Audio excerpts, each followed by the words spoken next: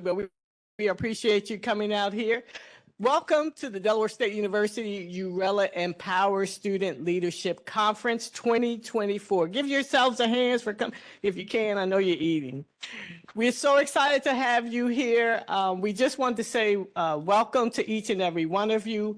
We understand that there are more coming, so they will be here, but this is a time where it will be focused just on student leadership. You're going to learn so much. I'm so excited for each and every one of you. I just want to also say, I'm going to first introduce our Associate Provost, Dr. Clatrice Watson. Just want to say hi to Dr. Watson. Everybody go wave to her. Miss Danielle Craig, the guru of doing all of this, and Miss Terry Paul Smith over there, the program assistant. Dynamic team, there's Miss Asia Jones, Miss D, and I'll introduce more. Just wanted to let you know that we poured so much into each and every one of you because we care about your leadership skills. We care to make sure that you're not just locally equipped, but you're globally competitive, because we know that you're going to go on and do beyond more than what we've done, and that's the way it should be. So we want to invest this time to make sure that you get everything that you need and then some. And so also to, on behalf of our president, Dr. Tony Allen, and also to our provost, Dr. Sandra DeLauder, we just want to all say welcome, welcome, welcome. We want to make sure that we also welcome our keynote speaker, Dr. Shaquille Dillon, from coming all the way from Austin, Texas. Hi, Dr. Dillon, mighty wave. And you'll hear more from him soon. Also, too, we want to say a special thank you to our presenting sponsors. That's JP Morgan Chase Bank. They are further over there. Everybody wave. Hello, there's the JP Morgan Chase Bank representatives. They actually provide a lot of funding and so many opportunities for each and every one of you. Also to say thank you to our silver sponsors. That's KPMG, and also to, I need to put on my glasses, that's Student Affairs, Office of Student Engagement, and the Student Government Association, known as your SGA. Listen, they have provided so much sponsorship for us so that we can make sure we have all the resources and tools that we need to get started just for you. So we're so happy to have you here for this two-day conference. And so we hope that this will change your life, that this will take you to the next level. And the reason why is because, number one, you're here at the Hornet Nation, so we know you're going to go on to do great things, and we know you are all scholars of excellence. So I just want to say thank you again, and welcome to the URELA Empower Student Leadership Conference here at Delaware State University.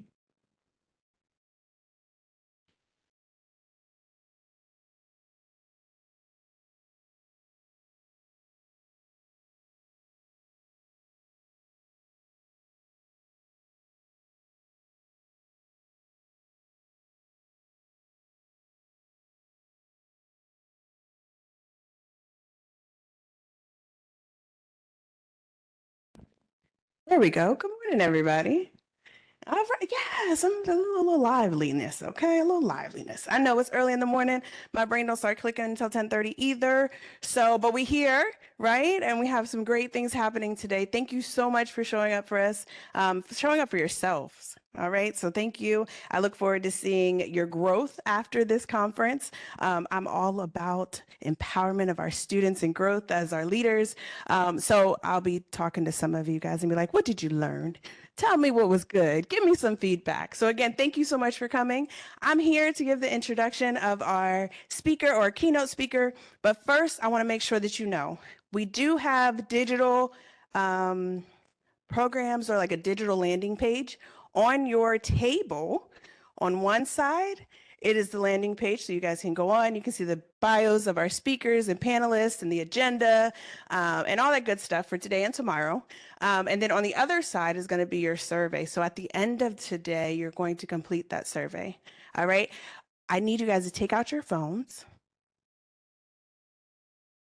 I know y'all got phones. Yeah, come on, take out your phones. All right. I need you to take a picture of something or someone, right? Maybe even just the Empower Student Leadership Conference flyer.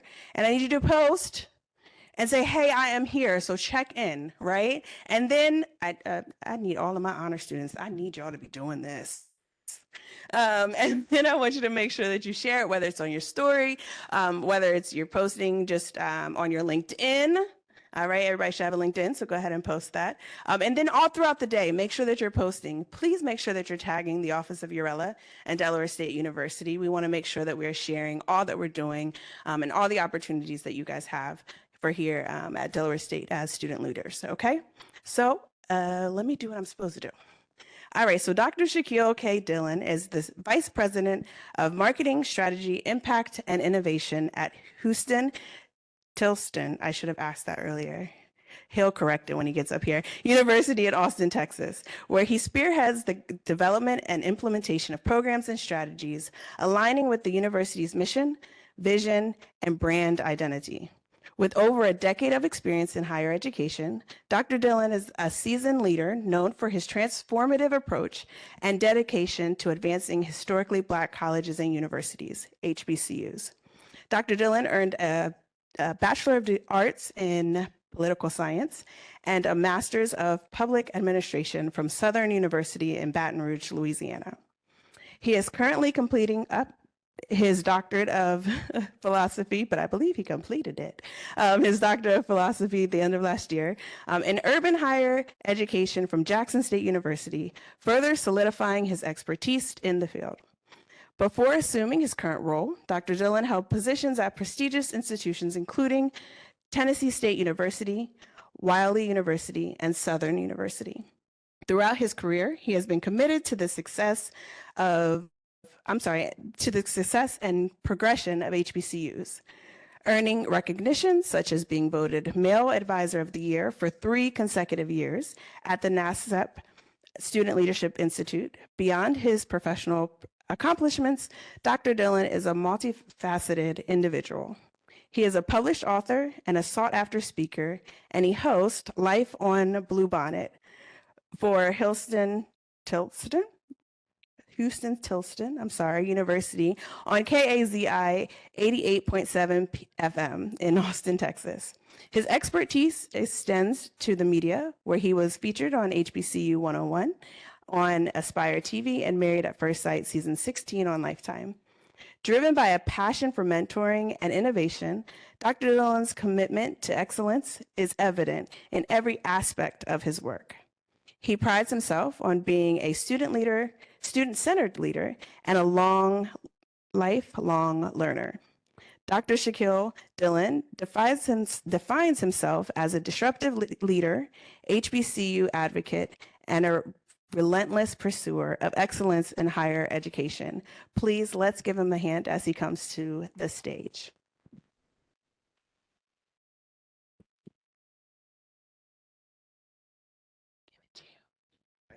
Thank you. Good morning. Y'all did good over here. Good morning. Okay, let's do this. Let's stand up right quick. Let's shake it off. Come on. The breakfast was good. It's early. It's gloomy. We're going to just shake it off and just stretch a little bit. All right. Y'all stand up. Y'all can stretch. Just stretch. All right, we can take a seat. So that was good. That bio was, I always love it to be read because that's the professional side of me. Let me tell you the real me. Y'all ready for the real me? You sure? My name is Shaq Dillon. My mama named me Shaq Dillon. She did not name me Dr. Shaq Dillon. She named me Shaquille Dillon after Shaquille O'Neal. Obvious, correct. So my mother's best friend attended LSU. She was Shaquille O'Neal's tutor, and she named me after Shaquille O'Neal. So I've had the opportunity to meet him several times, and every time I meet him, it's this dude is really big. I am a small town country boy.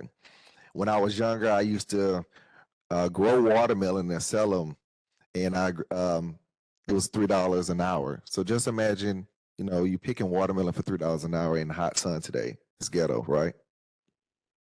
All right, so in my childhood, I was involved in a car accident. We were ran off the road by a drunk driver, got through out the windshield. All my family survived. So you see this scar on my forehead. It tells a story about what I've been through. I attended Southern University in Baton Rouge, Louisiana, simply because when I graduated high school, my college career coach told me, do not go to an HBCU because they don't have the resources to prepare you for the world. That was enough for me to go back and accomplish all of these goals. 3 years later, they called me back and asked me to come back and speak to the students and tell them your story on why you love your HBCU. So I went through college and, I majored in political science. I also majored in something else, and you may know a few people who major in this as well. I majored in Student Government Association. Every year I was running for an elected position, running for sophomore class president, running for men's federation president, until I ran for SGA president. Ran for SGA president, I lost. It was 300 votes to 1,500. Right? Said the same thing. But actually I won because I gained so much from it. Sometimes losing isn't a loss. It could be a win. I learned what collaborative effort was. I learned what teamwork is. And I learned that you don't always have to be in the front to be a leader. I got on the gentleman's cabinet. I accomplished my goals through his platform. And also I had the opportunity to serve on the Royal Court for 3 consecutive years. Graduated, didn't have a plan because what did I say? I majored in Student Government Association. The Vice Chancellor came to me and said, hey, you was a great student leader. You was an ambassador. We want you to come back and work at the institution. Started off as an admissions recruiter. 2 years later, I ended up as the assistant director. You never know who's watching. So everything that I was doing in college that I didn't think I was prepared for in life, I was actually preparing for my career and didn't know it. If you look around the room and you see a lot of higher education professionals and ask them what was their career goals, my career goal was never to be a vice president of marketing. A lot of people end up here because they have a passion for serving people who look like us, people who act like us, and want to serve this because they have a passion for leading this next generation. So I say that to say, share your story, because the picture looks great. It looks good. I look very professional. I look like I can file taxes. It looks great, but you never know a person's story, and you have to be able to share your story. So I want you to look at somebody. Look at somebody, right? And say, repeat after me. Say, twin, where have you been? Say it again. Say, twin, where have you been? See, simply because you're sitting next to someone who has a story.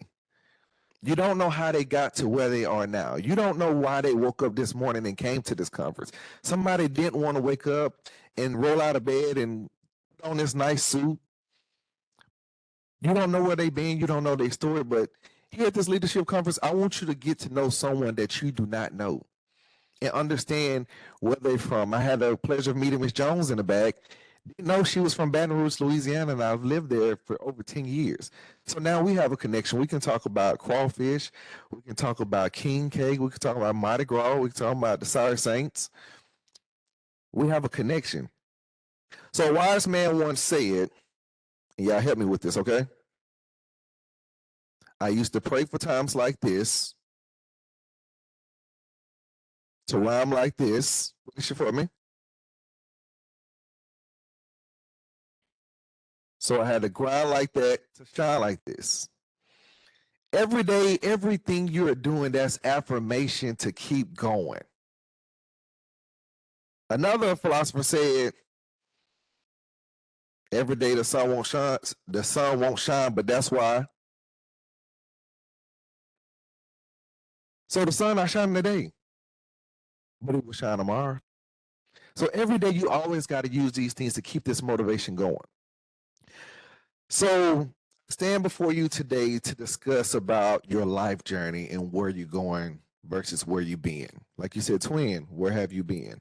A lot of times we press forward because our parents want us to be great. Our peers want us to be great, but why do you want to be great? What would you do to impact the world? I have this philosophy, and I'm here to speak today about impact over influence. See, influence, anybody can be an influencer.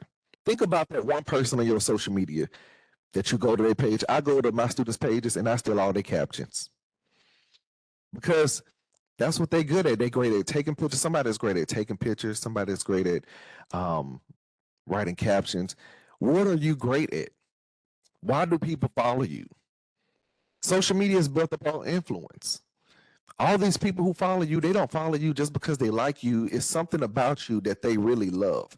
It's just saying that I liked you before I knew you. That's real. You can view a person on social media and say, I really like this person. I don't know anything about this person. You may have never met this person in your life, but you like something about that person that's going to keep you motivated.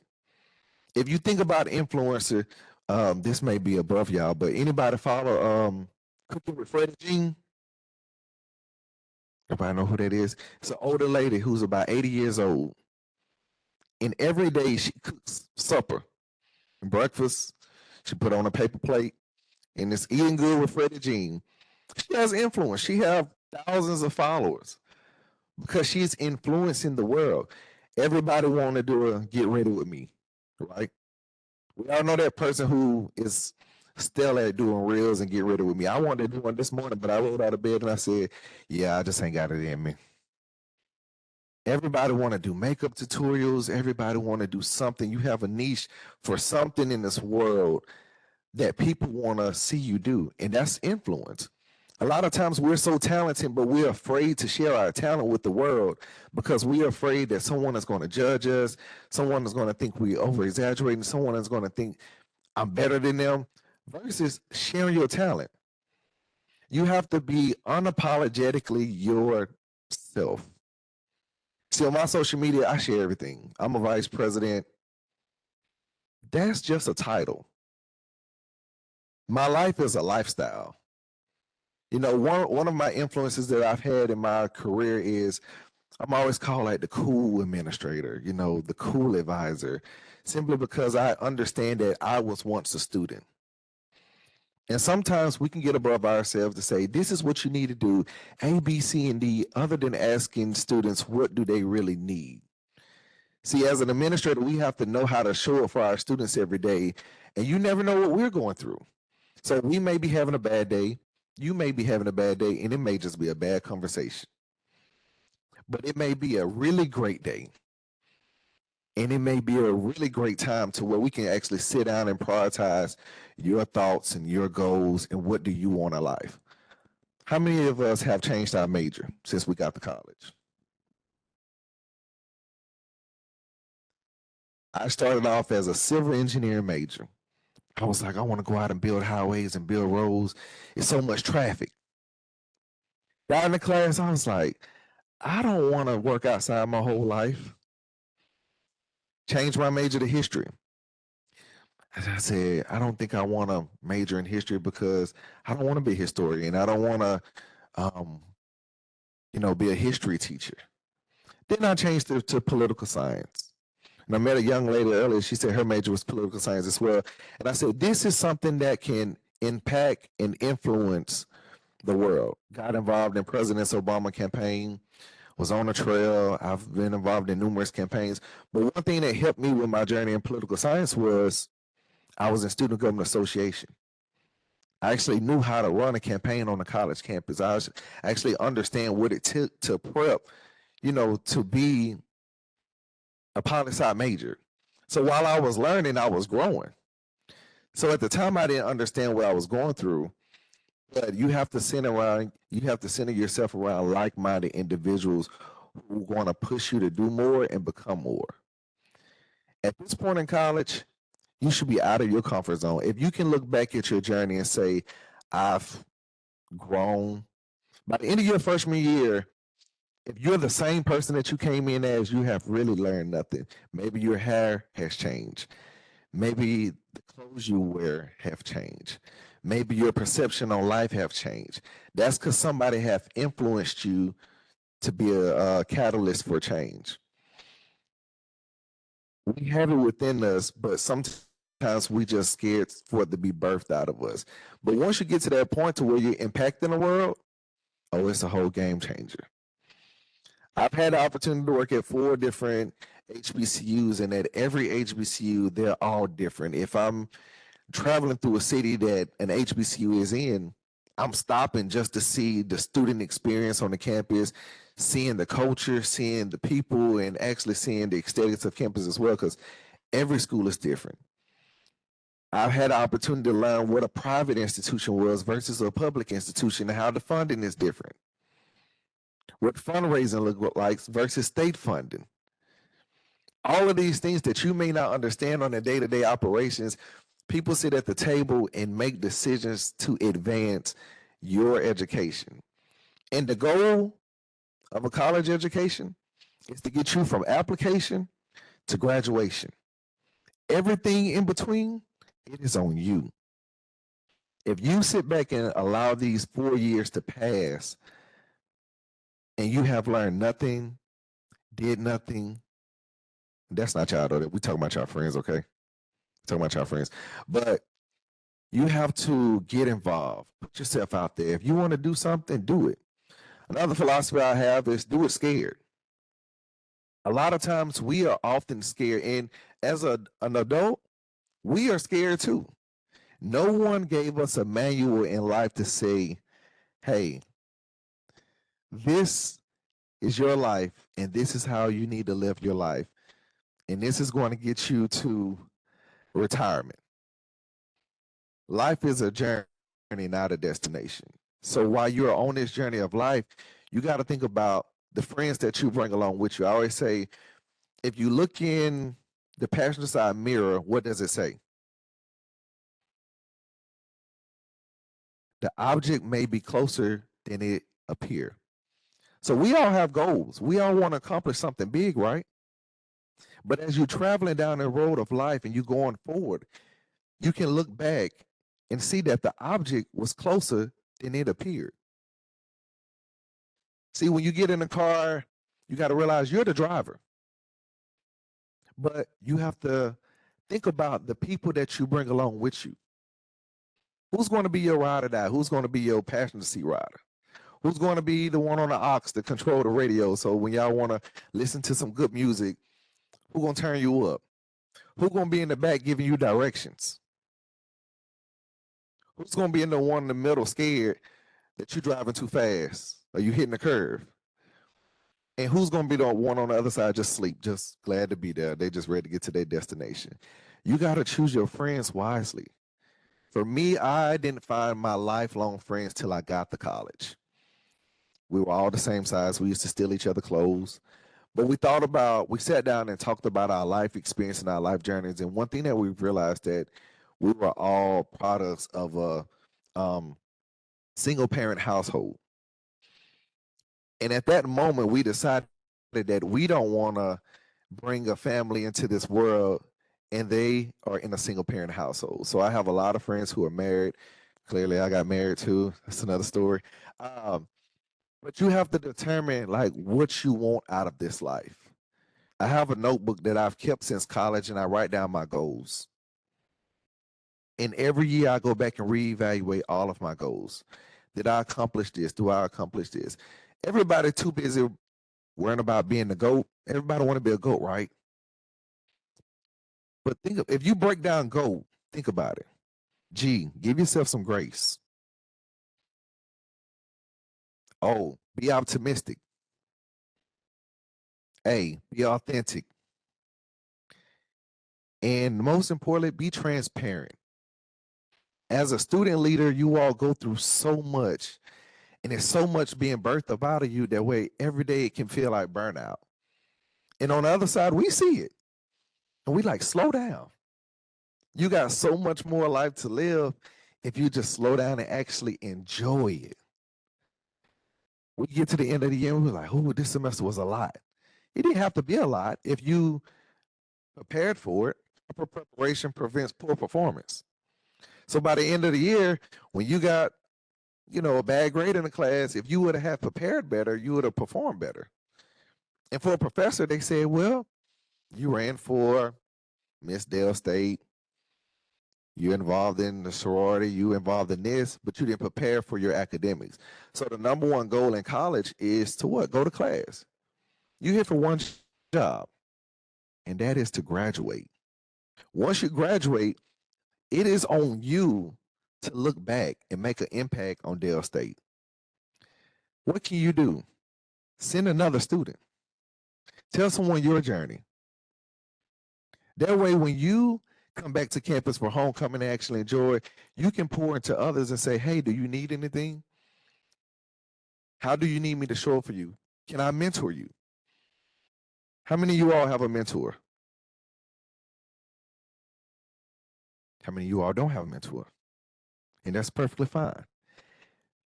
Throughout college, one of the most important things you can do is find a mentor. Find somebody like-minded that can help you along your success of your college experience.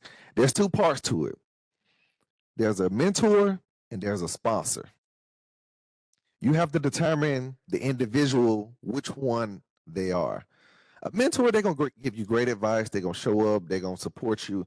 But a sponsor, they're going to pull up. They're going to give you money when you need it. Borrow my car. You need some clothes.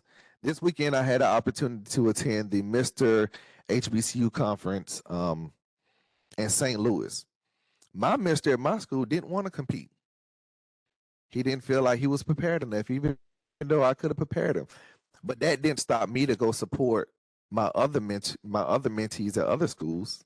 I had the opportunity to meet Miss Dale State, and I also had the opportunity to witness Mr. Dale State as well in the competition. So you never know on this journey of life who you're going to meet and who's going to help you more than you ever know. Those gentlemen got up there. If anybody watched it, I was very empowered, like watching them and hearing their stories. And I mean, I wasn't a king. I don't know what it takes to be a king, but I don't know what it takes to be like in the seat that you're in. So you have to realize impact over influence matter. What are you doing? Like, if I can challenge you all to anything, write down something that you have made an impact on. Like, think about life. Who's influencing you? Who's impacting you? Those are two different people. Influencing is saying, oh, I like what she's doing. She's keeping me going. She's consistent. But impact is, hey, let's sit down. Let's write down your goals. What are you good at? What is your strengths? What are your weaknesses? How can I show up for you versus how you expect me to show up for you? We have these expectations in life to where, and I'm guilty towards it. We expect people to show up for us in our time of need, but we may not tell them what we need. So I may be expecting my parents or my siblings to be like, hey, great job this morning, go kill it. But my expectation, that is not my expectation of them. Tell people what you're, as a friend, I expect you to do A, B, C, D. As a colleague, I expect you to be, I need you to do A, B, C, and D. That's impact over influence. Celebrate people. Birthdays. I've never met no one who didn't like to celebrate their birthday. The only people that don't like celebrating their birthday are born on December 25th because they feel like they got to share their birthday, or January 1st because they don't think it's fair. Or if a young lady birthday is on February 14th, she don't think it's fair. But celebrate people. We are accomplishing so much in life. And like I said, the person may not know where you have been, what it took for you to get to the seat that you're in. So showing up, celebrating people, it can be a small gesture. It can be a card that you handmade that say, congratulations, thank you. Go further beyond social media. We can get on social media. We can like the post. We can comment. We can share. But actually showing up and celebrating people, that's a different meaning. And you have to show up for yourself. So make sure you are well off to say, hey, I am vulnerable enough, I am emotionally intelligent enough to show up for someone else. Because you got to show up for yourself first. One thing I do, I'm an affirmation person. I got sticky notes in my bathroom. When I think of something, I put it on a sticky note and stick it on the mirror so I can remember it. I created canvases in my home and in my office. That way, when students walk in my office, they can have some sort of inspiration. And I challenged them to do the same. With my students, we did a thing in our student leadership retreat we had sticky notes and I had them write down 5 quotes. And I told them to hide them. Hide them in your notebooks, hide them in your purse, hide them in your car, hide them in some tennis shoes. Because when you find it, it may be at a moment where you're at your lowest.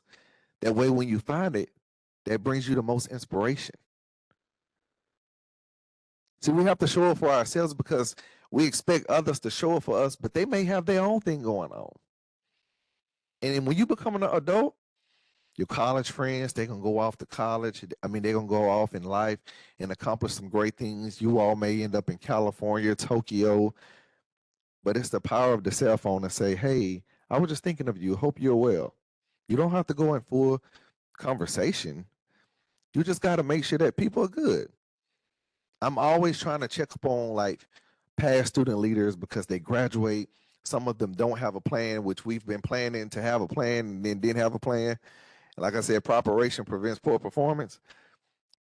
But now, like I have mentees who are out there doing stellar things in the world. And it's just amazing to me because I remember when they came in my office broken and didn't have a plan and didn't know what to do.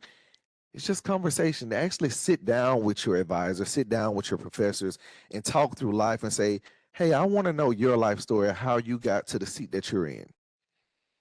Like I said, I've never wanted to be a vice president. I've never wanted to work at a school. But the life I live, it's like, that's my passion. That's my purpose. It don't matter the cost of the salary, if I'm making what they're making or not making. Because I have a passion for it, I'm going to wake up every day, put on a smile, and go to work. So impact over influence. Who are you impacting? What are you doing to shape this world? What are you doing to change the trajectory of how we're viewed in this world? Whether that's through your education, whether that's through community service, whether that's through philanthropy. There's multiple ways of showing up and unveiling leadership. And within leadership, you got to realize the key word in leadership is lead. Start there. Don't think about everybody else when you think about leadership. Start where you are. You have to grow where you are planted.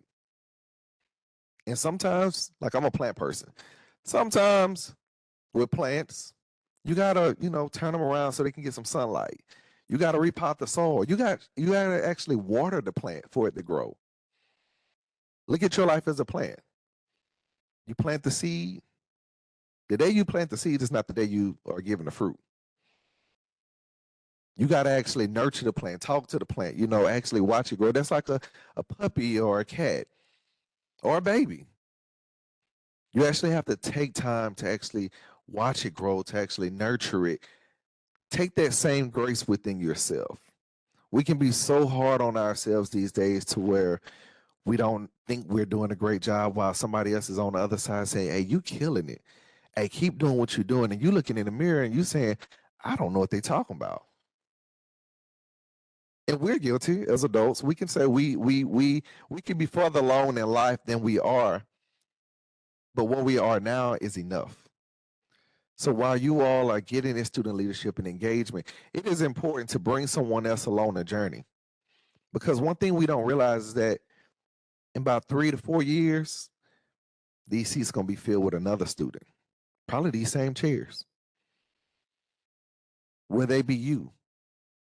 Will you have mentored them to prepare them for this moment? What are you doing to shape the next minds? It's got students in high school who follow you on social media who you may not know. Just because you go to Dale State and they came on the campus too and they met you and they followed you and now they follow your career and your trajectory of your college experience, and then they seeing you on social media and everything you post is influencing them to become a better person. So perception is everything. You got to be mindful of the things you post, things you say, things you put out there in the world. The world can be very cruel. Very, very cruel. You can go through social media and a person can say 20 great things about you. But that one time they say something negative, you can go in a rabbit hole, you can go down a rabbit hole, you can go into a dark space because it's like, why do this person view me this way? What did I do to deserve it? You didn't do anything but be your most authentic self. So along this journey of life, just keep going. Because you never, like I said, you never know like who's watching. And think about what's your expertise. What are you good at? Like let's hear some things. What are you all good at? One thing. Football, public speaking, soccer, what's that? Talking, advice, networking. You all just said so many different things that the other person can probably use. The best football player may not be the best speaker, but if he has someone around him to say, hey, like this is how you articulate your words. You ever watch, a football game or a basketball game and they do the press conference after, and you be like, who taught this man how to speak? You all can pour into others, or you can be the best basketball player but don't know how to dress. And they like, you got so much money, but you can't even dress. It's just the perception of the world. And when I say impact over influence, look at how much impact Taylor Swift has had on the Kansas City Chiefs. They have generated over $321 million in this current football season just by her influence and her impact of being there. One person. Just imagine if Beyonce dated like Odell Beckham. Let's just put the correlation, on our side, that's impact. While you just showing up and supporting. There's so many blogs about Taylor Swift now, they're not even talking about the Super Bowl. They're not even talking about Usher. There was a blog out the other day about Taylor Swift she may miss the Super Bowl because she have a concert in Tokyo, and then they broke down the time slots of the difference in the time, and if she leave by this time, she'll make it to Vegas by this time. What does that have to do with running the football? Everybody says it's a conspiracy because, Taylor Swift have so much money. She's just a regular person who's dating and going to a football game to actually enjoy it. She's not trying to walk the field. She's not trying to sing the national anthem. But one person have that much impact. I went to the Beyonce concert this past year, and it was amazing to see like her growth in her performance. But when I went and watched the movie, that was impactful about how people view Beyonce as this super star. And don't forget, she's a mother, she's a wife, she's a regular human being. She had surgery on her knee, but she pushed through because she knew she had an impact on the world. It was even more impactful when she said, yeah, she have 3 different stage sets. I'm watching them break down, put up, I'm like, dang, that's amazing. While we may be preparing in Wilmington, they already in LA. They already in Miami. All she have to do is just show up. But she has every little detail, even when it got to the detail of the screen, and she wanted a bigger screen, and the guy told her it wasn't available, and she said, well, I already Googled it, and they have one available. Let's get it. You have to realize you have that much impact on your campus. Don't think your voice is not heard. When you speak, when you walk around this campus, people are looking at you. People are saying, because of you, I did, or because of you, I want to do. Think about the impact that you are making, not just the influence. Like I say, anybody can be an influencer. You want to be an influencer, get on social media, find your niche, run with the bill. Everybody want to be an ambassador. Send me some free clothes machine from Boohoo. But with that, you want to make an influence, get the free clothes and give them to somebody else less fortunate. That's how you make an impact. Don't just give your clothes to Goodwill when you're tired of wearing these good suits. Take them to the career center. Someone else can use them. So as you're going throughout this journey of life, just realize that, one, how can you be more impactful to make a difference within society? One day you're going to graduate, and everything that you're working hard for today will come to an end. But that's when really life begins. You have 4 to 5 years, depending on your curriculum, to live the best years of your life. We can all say, adults in the room, if we can go back to college and enjoy that experience. We were just talking about the Norfolk State's marching band. If we can, she said, I went to college for the band. I didn't even, know. Southern University have one of the best bands. I can't play an instrument to save my life, but I got on the Royal Court just so I can sit in front of the band and listen to them. You have the tools and the resources to be impactful in life. And it's what you do in this very moment to utilize those resources. I didn't attend the career fairs and the career services because I didn't think that they had anything for political science majors, but they did. We had a whole law school on campus that I wasn't even interested in because I was too busy worried about student leadership versus my career. So as you think now, think about where you want to be in the next 5 years. Think about where you want to be in the next 10 years. And don't slight yourself.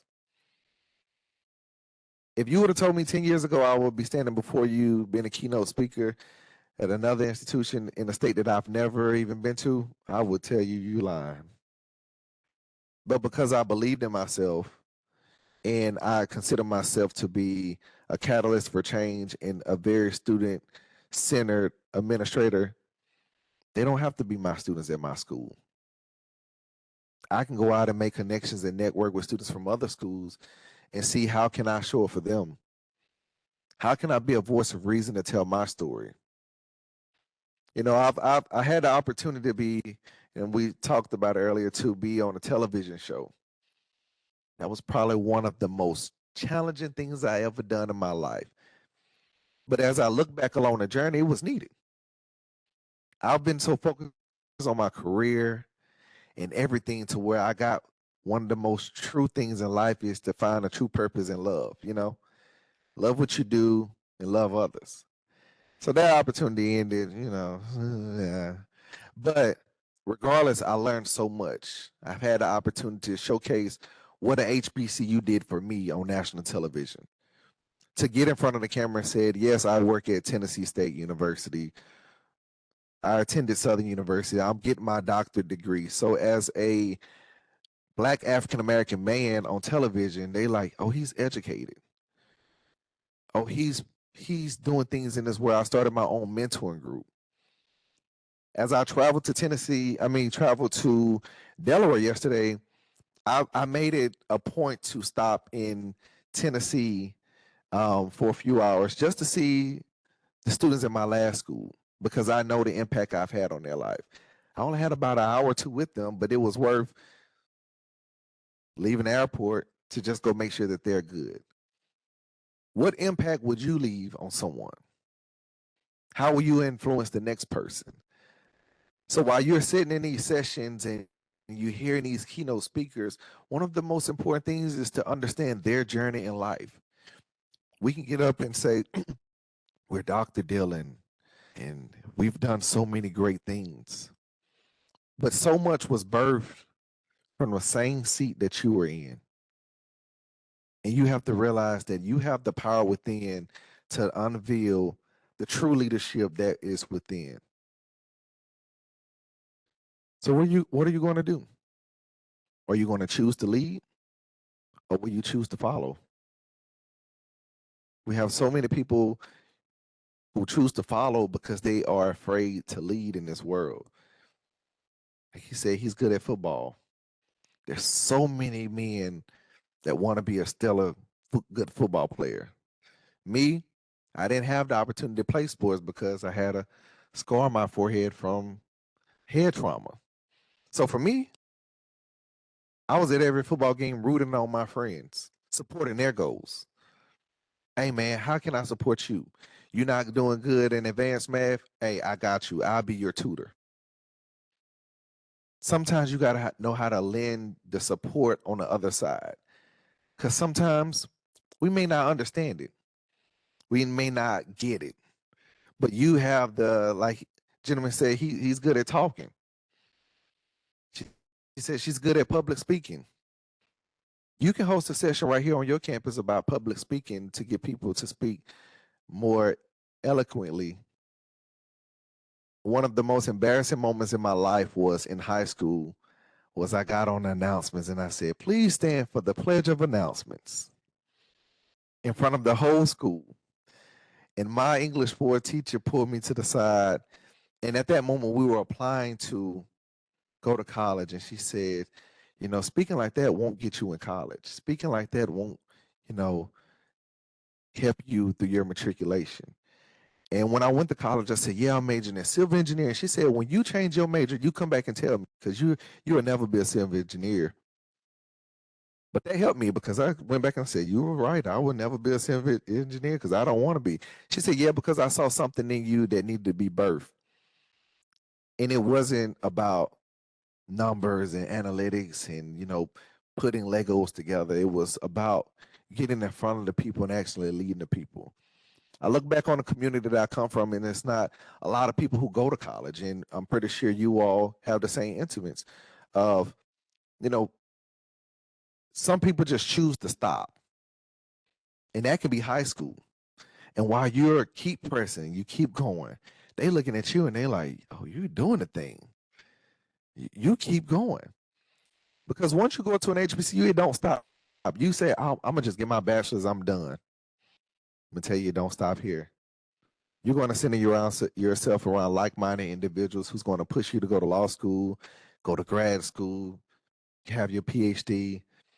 You be the youngest person in your family to have it, break generational curses, have wealth beyond measure, have multiple businesses. That's who you should be becoming. 8 to 5, I'm Dr. Dillon. Marketing, branding, 5 to whatever, have my own bow tie company that I started 10 years ago when I was bored. I do videography, take photography, I mentor, do graphic design. You have to create the person who you want to be. And you only have one life to live. And while you're on this journey of life, don't limit yourself to the possibilities in life. I've moved across the country. I was afraid. My mom said, you moving again? Yeah, they paying. But it was a great opportunity to learn so much about myself being away from my family. How many of you are from like out of state? Like you're not from Delaware. Where are you all from? Jersey, Detroit, huh? Maryland. You from Maryland? Okay. Where else? Georgia? What part? Jefferson. So you probably the furthest. Wait, huh? Atlanta. You from Atlanta or you from like Jonesboro, Stockbridge? You know, you can be from around Atlanta, not in Atlanta. But those individuals took an opportunity a lifetime to be away from their family, away from their peers. Some of you may have family right down the street that could be here to support you, but it's like those individuals who from out of state who may not understand the culture, may not understand the people, may not like the food, but they like the school. They like the professors because they care. They can see themselves within 5 years. They can see themselves within 10 years, and they can see themselves. One of the most powerful things in this world is an HBCU graduate. No matter which one you graduated from, we could be rivals now. You know, in college, you could be rivals. Southern and Grambling, oh, rivals. We hate each other. Buy you class that weekend? Oh, I hate them. Oh, they the scum of the earth. But when the football game over, hey, where you work at? What you up to? When you going back to Grambling? You going to homecoming? Oh, I'm gonna come with you. I had the opportunity to attend other people's homecoming. I didn't even know people from A to Z, and they treated me like I was their very own. That is the HBCU culture. When you graduate, when you go off to school and you meet people, it's a conversation starter. I wear anybody's paraphernalia, HBCU paraphernalia in the airport. They be like, "You went to Dell State?" Nah, I just went to go speak there, but I like the shirt, so I'm gonna support the school. But that's free marketing. That's free branding. That's like people who are Greek. They wear Greek paraphernalia in airports traveling because you never know who you're going to meet. So always be mindful of your surroundings. Always be mindful of, you are a walking brand. Brand yourself properly. Think about Disney. Who's who's Disney competitor? Think Disney. Think big now. No one. Not Nickelodeon. Not Universal Studios. Disney is its own brand. Whose customer service beat Chick-fil-A's?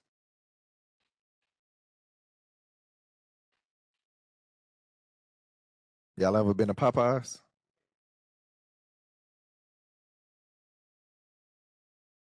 I tell people all the time when you go to Popeyes, if they don't have an attitude, that food gonna be nasty. They got a good attitude, or that food about to be really, really good. But when you brand yourself properly, the competition becomes irrelevant. You can get a job. You will be provided with opportunities of a lifetime just by looking the part. As an HBCU graduate, they say, "Hey, we're getting ready for the career fair." And I said, "I don't even own a suit." I told my mom she really didn't know much about suits neither. She said, "Let's go to Walmart." I had a Walmart suit. I didn't think to get a dress shirt. I borrowed my roommate's dress shirt. I borrowed his tie, and I showed up. And I got an internship just because I showed up. So you never know who's watching. And then from there, I had enough confidence to run for student leadership and do great things. And let me tell you, when you become a student leader at a HBCU, they act like you have won the lottery in your hometown. They put you on posters, put you in the newspapers, especially from the small hometown. They give you a proclamation, they give you the key to the city. But that's because they want to see individuals like you go out in this world and accomplish so much, because a lot of people, become complacent in their life, but they don't see themselves as being a catalyst for change. So in this journey of life, just keep moving forward. A lot of times it's gonna be hard. I just completed my doctorate degree. Thank you. And during that time, I filmed a television show. I moved to a new job. Well, actually, two new jobs during that time. I started my own mentoring group, but I didn't stop. I didn't allow those challenges in my life to stop me from becoming who I was destined to be. Everybody's like, "What's next?" A break to relax. I find joy in sitting in my house on Friday watching Netflix and just relaxing. Because you'll get to the point to where you're constantly doing and showing up for everybody, to where you just want to take a break and be there for yourself. So like I said, become the GOAT. Within that, give yourself grace. Be optimistic. Be your most authentic self. And most importantly, be transparent. Show up for yourself and tell people your expectations of them so they know how to show up for you. If you need something, say, "Hey, I don't know if you can provide, but hey, at this point, can you give me some?" Gentleman said earlier, he great at giving advice. I will go to him every time. "Hey, brother, yeah, I don't know what to wear today. The red shoe or the blue shoe." It can be as small as that. It don't have to be, "Hey, I'm going through something." Everybody's not going through a lot. Some people just want another opinion. And while there are a lot of opinions in the world, sometimes you just got to stick to the facts. So before I leave you all today, and I'll be around all day today, all day tomorrow, because I don't believe in going to student leadership conferences and just leaving. I actually want to enjoy the conference like you all. So I may be sitting at the tables and talking to you all throughout the sessions and everything. But get to know someone you don't know. I don't know if all of you know each other in this room, but get to know their story on where they come from. because you never know who's watching.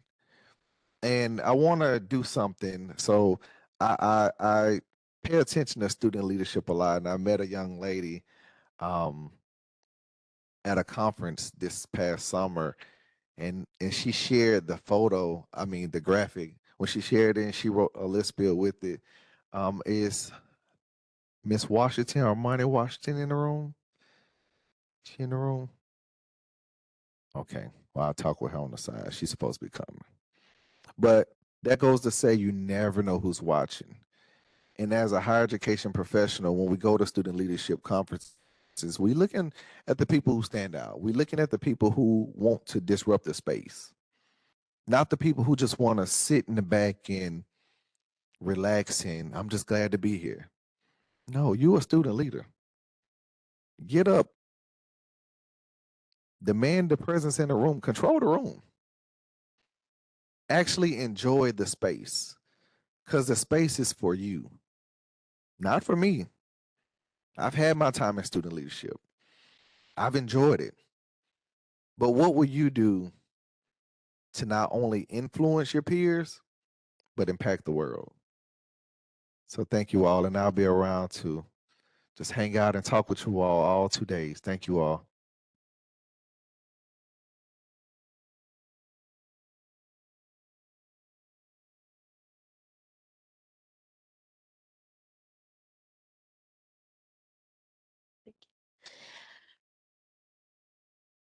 Okay, hi everybody. I want you guys to give everybody to give Dr. Dillon another round of applause.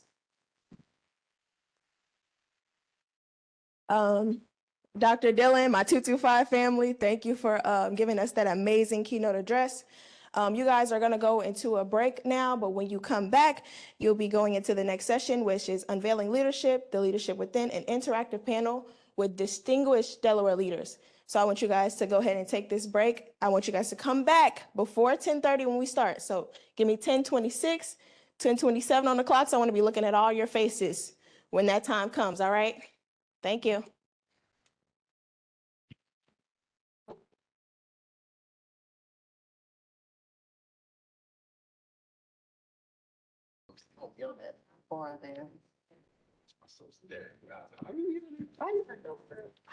I'm back-ish. I'm Philly. I'm Lord. You go. Here. The program here. It's what I had to do. I was first. I have to coming out.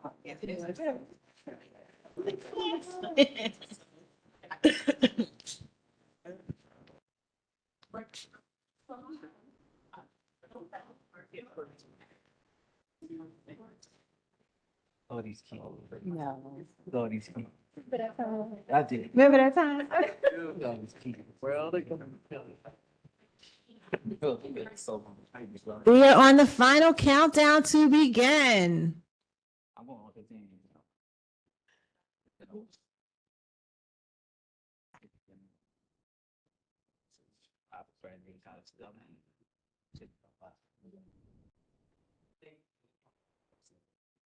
Good morning. I am Dr. Clytrice Watson. I'm the Associate Provost for Academic and Student Services. Some of you may know me and some of you may not, but I am the person that signs off on your drop ad forms, your request for administrative withdrawals, reinstatements if you've been no-showed out of class, and I'm usually the one you come to when there's a little bit of trouble in your life. So, but you can also come see me for good things, right? And I would like for you to come see me for some of those good things. I want to hear about all the great things that are going on in your life and how your experience at DSU is transforming your life and preparing you for your future. How many of you plan on being leaders? Everyone should have their hands raised because you showing up this morning tells me that you are a leader. That's the first step, showing up, all right? And as you keep showing up, you keep developing and taking advantage of the opportunities that are presented to you.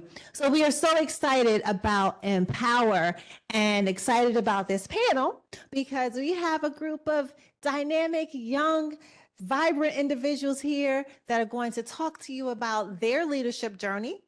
And I'm going to give you a quick little snippets from their bios. but I'm going to allow them to talk about who they are and what they do and what makes them phenomenal. Okay. So we're going to start with this beautiful lady sitting right here by me named Winona Sutton. She is currently the director of operations at the Warehouse, a cutting edge center designed for teens by teens in Northeast Wilmington. And it's a position she's held since April 2022. Winona is, I just had it here, received her bachelor's degree in communications but integrated marketing from Wilmington University. And she has risen through the ranks of leadership through her career, beginning in marketing and communications. So Winona, thank you and welcome to DSU.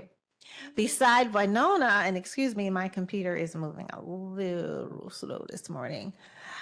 We have Malcolm Coley. Yes, ma'am. Malcolm Coley. Malcolm has a very vibrant personality. I felt his spirit when he came up here, okay? He is an alumnus of Seton Hall University, where he earned a Bachelor of Science in Chemistry. I know that spirit because he's a STEM person just like me, all right? Something special about STEM people. He's a Chief Technology Officer at Futures First Gaming, an educational technology and eSport entertainment company with STEM accreditation. So that's awesome. Outside of his role at Futures First Gaming, Malcolm is the CEO and co-founder of Lock Nation. That's pretty awesome. And next to Malcolm, I have someone very dear to me, Miss Kia Williams. Miss Kia Williams is the inaugural managing director of Braven in Delaware. Since some of you may be registered for the Braven course this spring, if not this spring, definitely this fall if you're going to be a sophomore next year. Kia is a graduate of North Carolina A&T, Aggie in the house. All right. Supporter of HBCUs, and we're so grateful. And we're going to hear a little bit more from Kia in a little bit. And finally, certainly not least, is Jason Rodriguez. Jason Rodriguez is the CEO of Prominent Insurance. Did I say that right? That's correct. Prominent Insurance. And he hails from Brooklyn, New York. Any New Yorkers in the house? All right. Okay, so I lost my spot. Okay, Jason's entrepreneurial journey ignited in the dynamic streets of Brooklyn, where his role model and mentor, his older brother. How many of you have younger siblings? Your role models. Own that and make sure you walk in that. Where his brother taught him the entrepreneurial drive, or instilled in him the entrepreneurial drive. So I'm going to stop there and we're going to sort of pass the mic, but I would like to start with Winona and just give us a 2 to 3 minute synopsis of your journey into leadership. And just because they're leaders right now where they are, they're not going to stay where they are. Their future is very bright, so they still have so much to do. So let's talk about that. 2 or 3 minutes, give me a synopsis. Sure. So my journey to leadership was very unconventional. And I want to share that because I think it's important for this group to understand that. I actually started out as a youth, and I actually was a teen mom. I dropped out of high school. I got my GED. I literally did not confirm my degree until 2020. And so with that being said, my journey was very different. One of the things along my journey is that I just never gave up. I knew that I had a goal. I knew that I had a vision. I knew that I was going somewhere, and I knew that nothing was going to stop me. And so not the lack of support, not the lack of formal education, not the lack of money, but I was going to figure out how to get to where I was going. And so I actually started out my journey as a self-taught graphic designer. And so YouTube was my friend for like the first 5 years of my career. And I literally sat and learned how to do the things. This was actually a labor of love. I had a friend who really needed some support in getting their business off the ground, and they were broke. We were broke. And in order to help this friend, I learned how to do graphic design and marketing. I was then able to take that skill into going to creating a career and to creating a pathway for myself.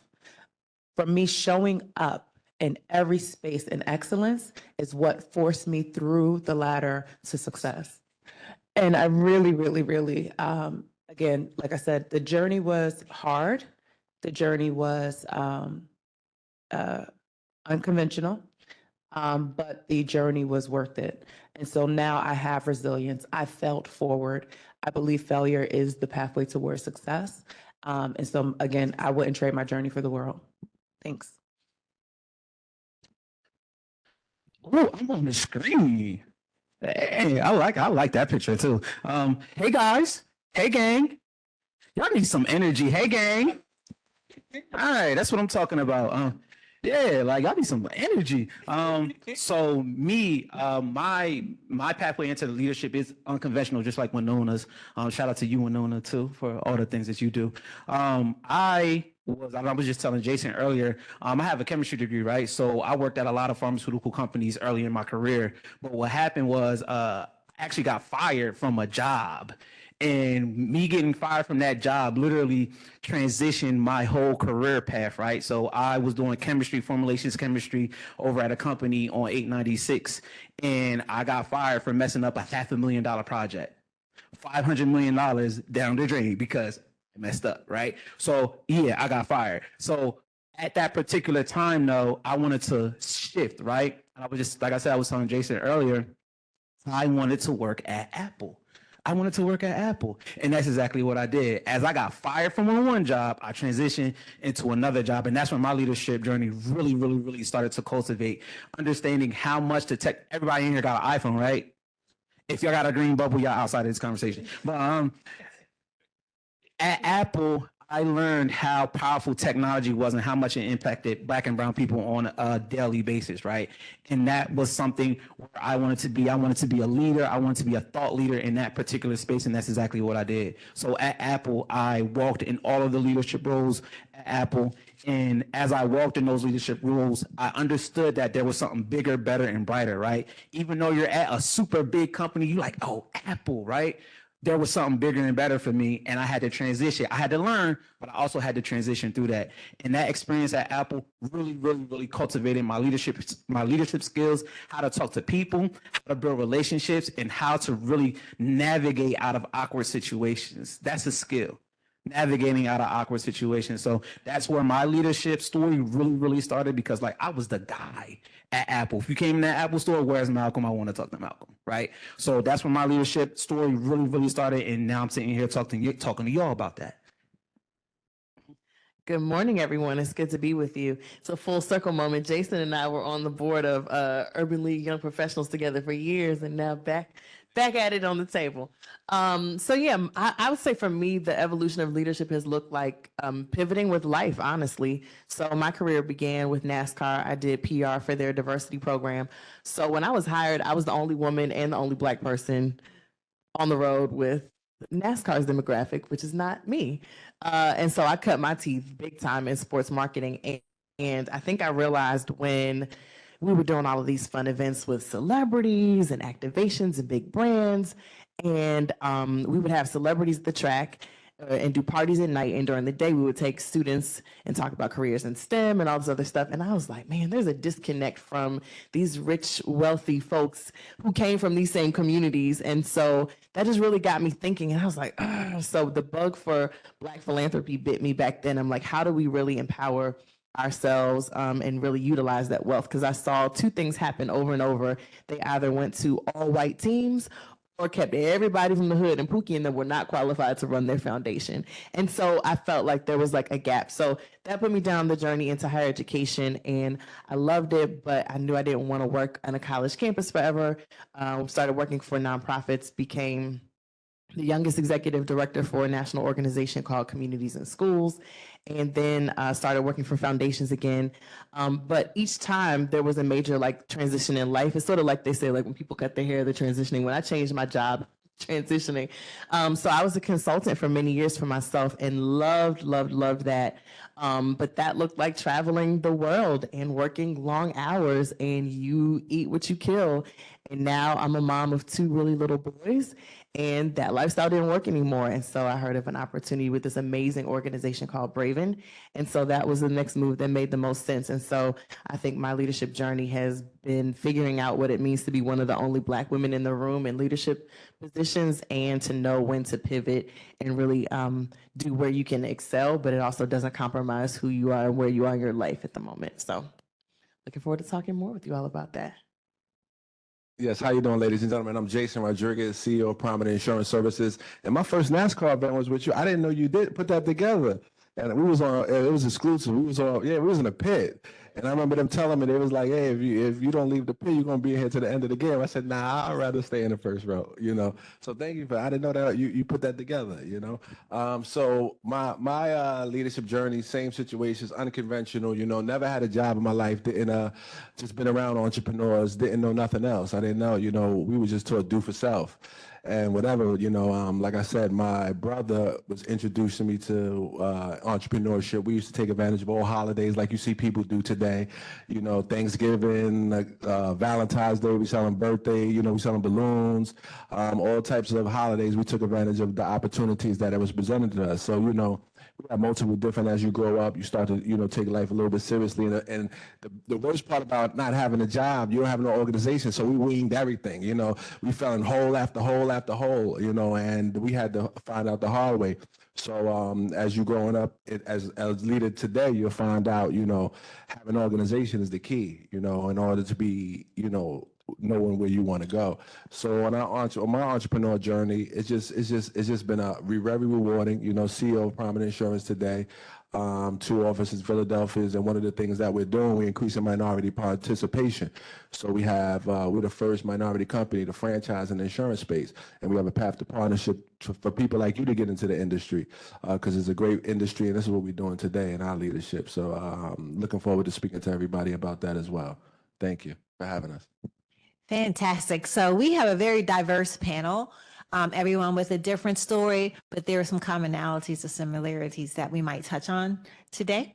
And there are 2 microphones, so if Winona and Mr. Coley would share, and then Jason and Kia would share. Okay, so I have about 3 questions, but I want to leave some time at the end for the students to really ask our panel some questions. So students, start thinking about your questions. And for those of you who don't know me, I am a biology professor, and I like to engage my students. So I will call on you, so don't get mad. I will call on you. Okay, so my first question is this. How would you describe your leadership style? And I'm asking this question because we have a couple sessions or some sessions a little later this morning, and leadership is the theme of this conference. And I think one thing that we don't learn as early leaders is really cultivating our leadership style and understanding that it's not one size fit all. So who would like to start? I'll start.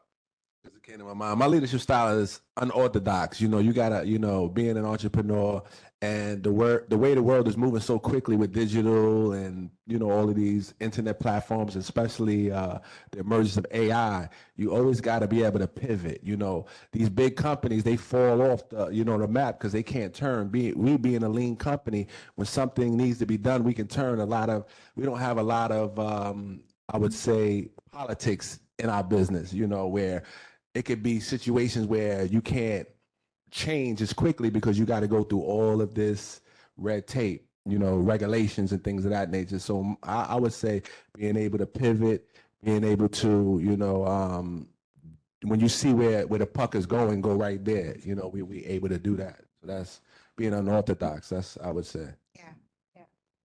I would say my leadership style is definitely laissez-faire and sometimes autocratic. Right now, as a leader for a teen organization with about 12 employees, it takes a lot. Our operating hours are 9 a.m. to 9 p.m. And so what that looks like is sometimes I am in that building all day and all night. But as a leader, I'm very flexible. One of the things you have to recognize is that everybody needs a different type of motivation. Everybody has a different purpose in life. And so as you're looking to lead or to get everybody rallied onto the same thought process, the same project, the same goals, you have to consider where that person is coming from and how do you help shift their mindset to make sure that it's aligned with the organization and with your own personal goals.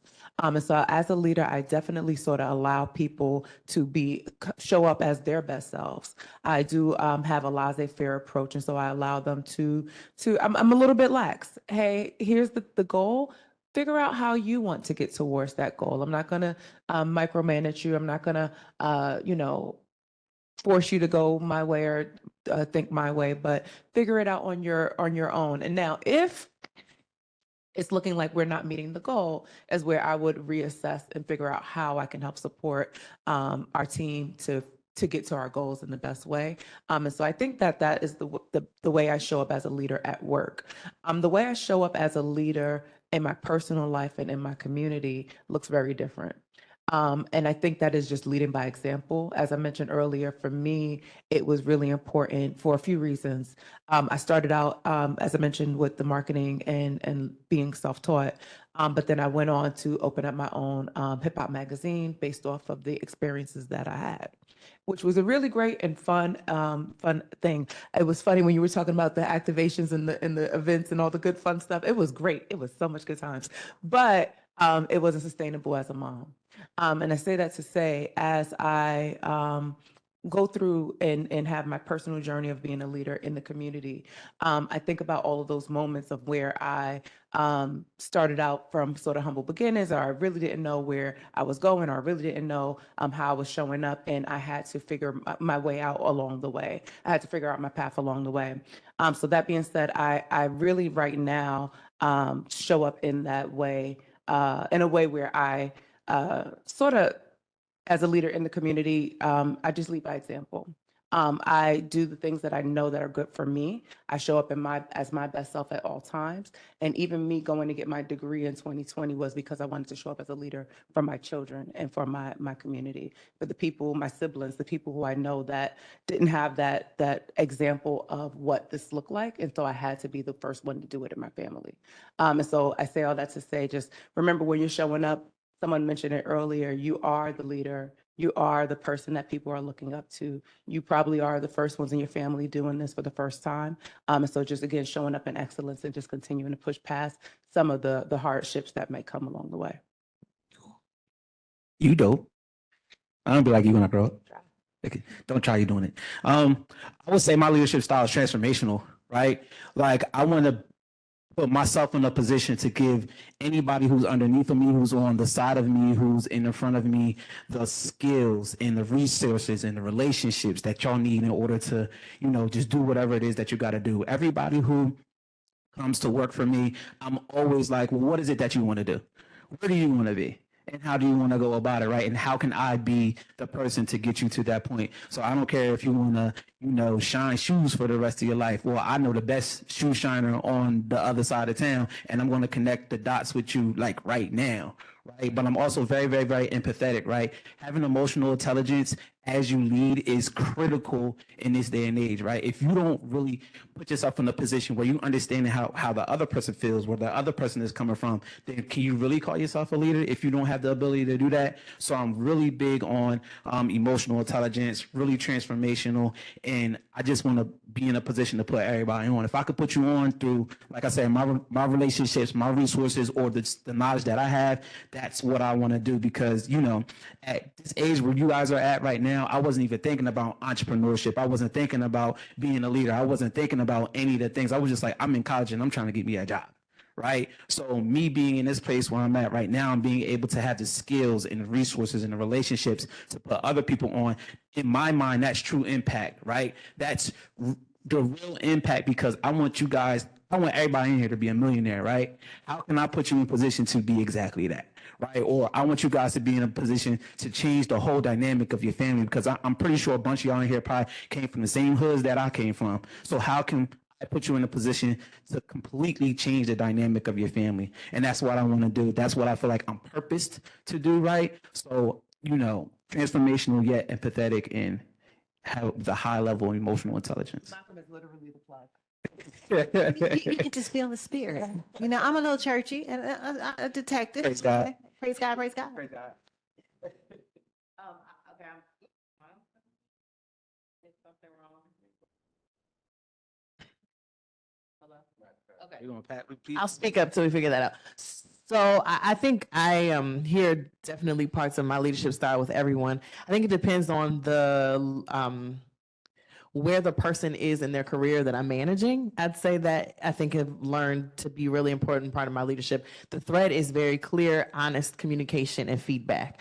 So whether I am in a room full of first generation college students like I was, trying to figure out life, or some of the really private high stakes conversations that I have with CEOs and university presidents, I think I need our team to be tight and I need us to be motivated. And so I think the clear communication is, I think where I have to watch myself sometimes, I know what conversations happen in other rooms about us and it's not always positive. And so I'm tight, like grammar check. Nobody owes you nothing. Like, show up well, represent yourself. And unfortunately for us, many times we're not just representing ourselves, we're representing our race, our gender, our background, our HBCU. And so I think we need to show up tight and right.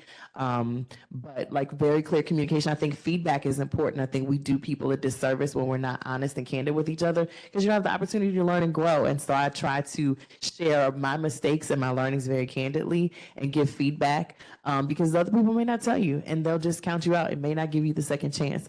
And so I think that the team, when you're managing teams across multiple states with $1 million on the line, you have to communicate very clearly and trust everyone to do their job well. So I think with people who are recent grads, I try to spend a lot more time because I don't want to assume what you do know and don't know. There was a lot I didn't know as a first-gen college student.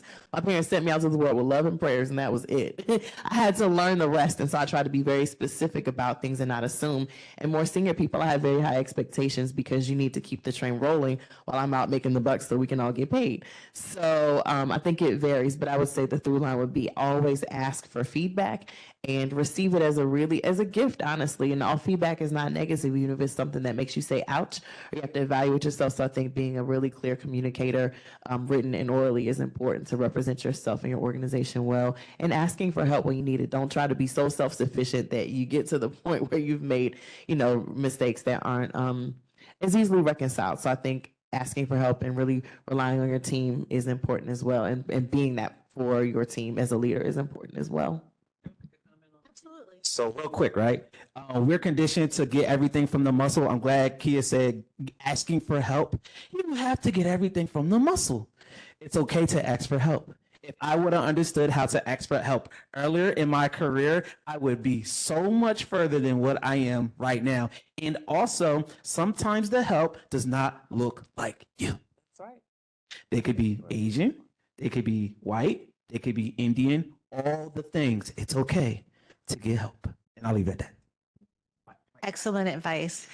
And between the four panelists, they've basically touched upon almost every aspect of my presentation this afternoon. Thank you. But I think the message here is that there is no one size fit all leadership style. You have to pivot.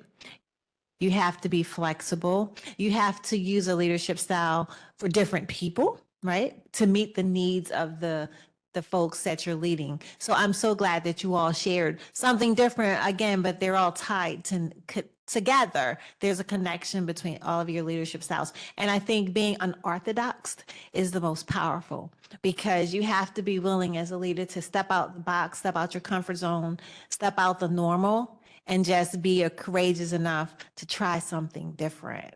And I think that makes for a great leader. So thank you for that. We have two more questions, and I'm going to combine them because I want to leave the last 15 to 20 minutes of the session to the students so they can ask questions. And students, you can ask anything. So the question is, as you reflect on your journey thus far, what advice will you give this audience today? But I'm going to combine that with, what is your approach to developing the next generation of leaders? So the questions go together. What advice would you give to this audience today if you were helping them to develop into the next generation of leaders? Real quick, be fearless and fail. Don't fear failure. I think that is a huge one. I love the transparency that Malcolm had earlier about being fired from a position. A lot of times people hold that close to their vest and they're just like, I'm not going to say that. I don't want people to know I failed. I don't want people to know I did something wrong. Well, I did.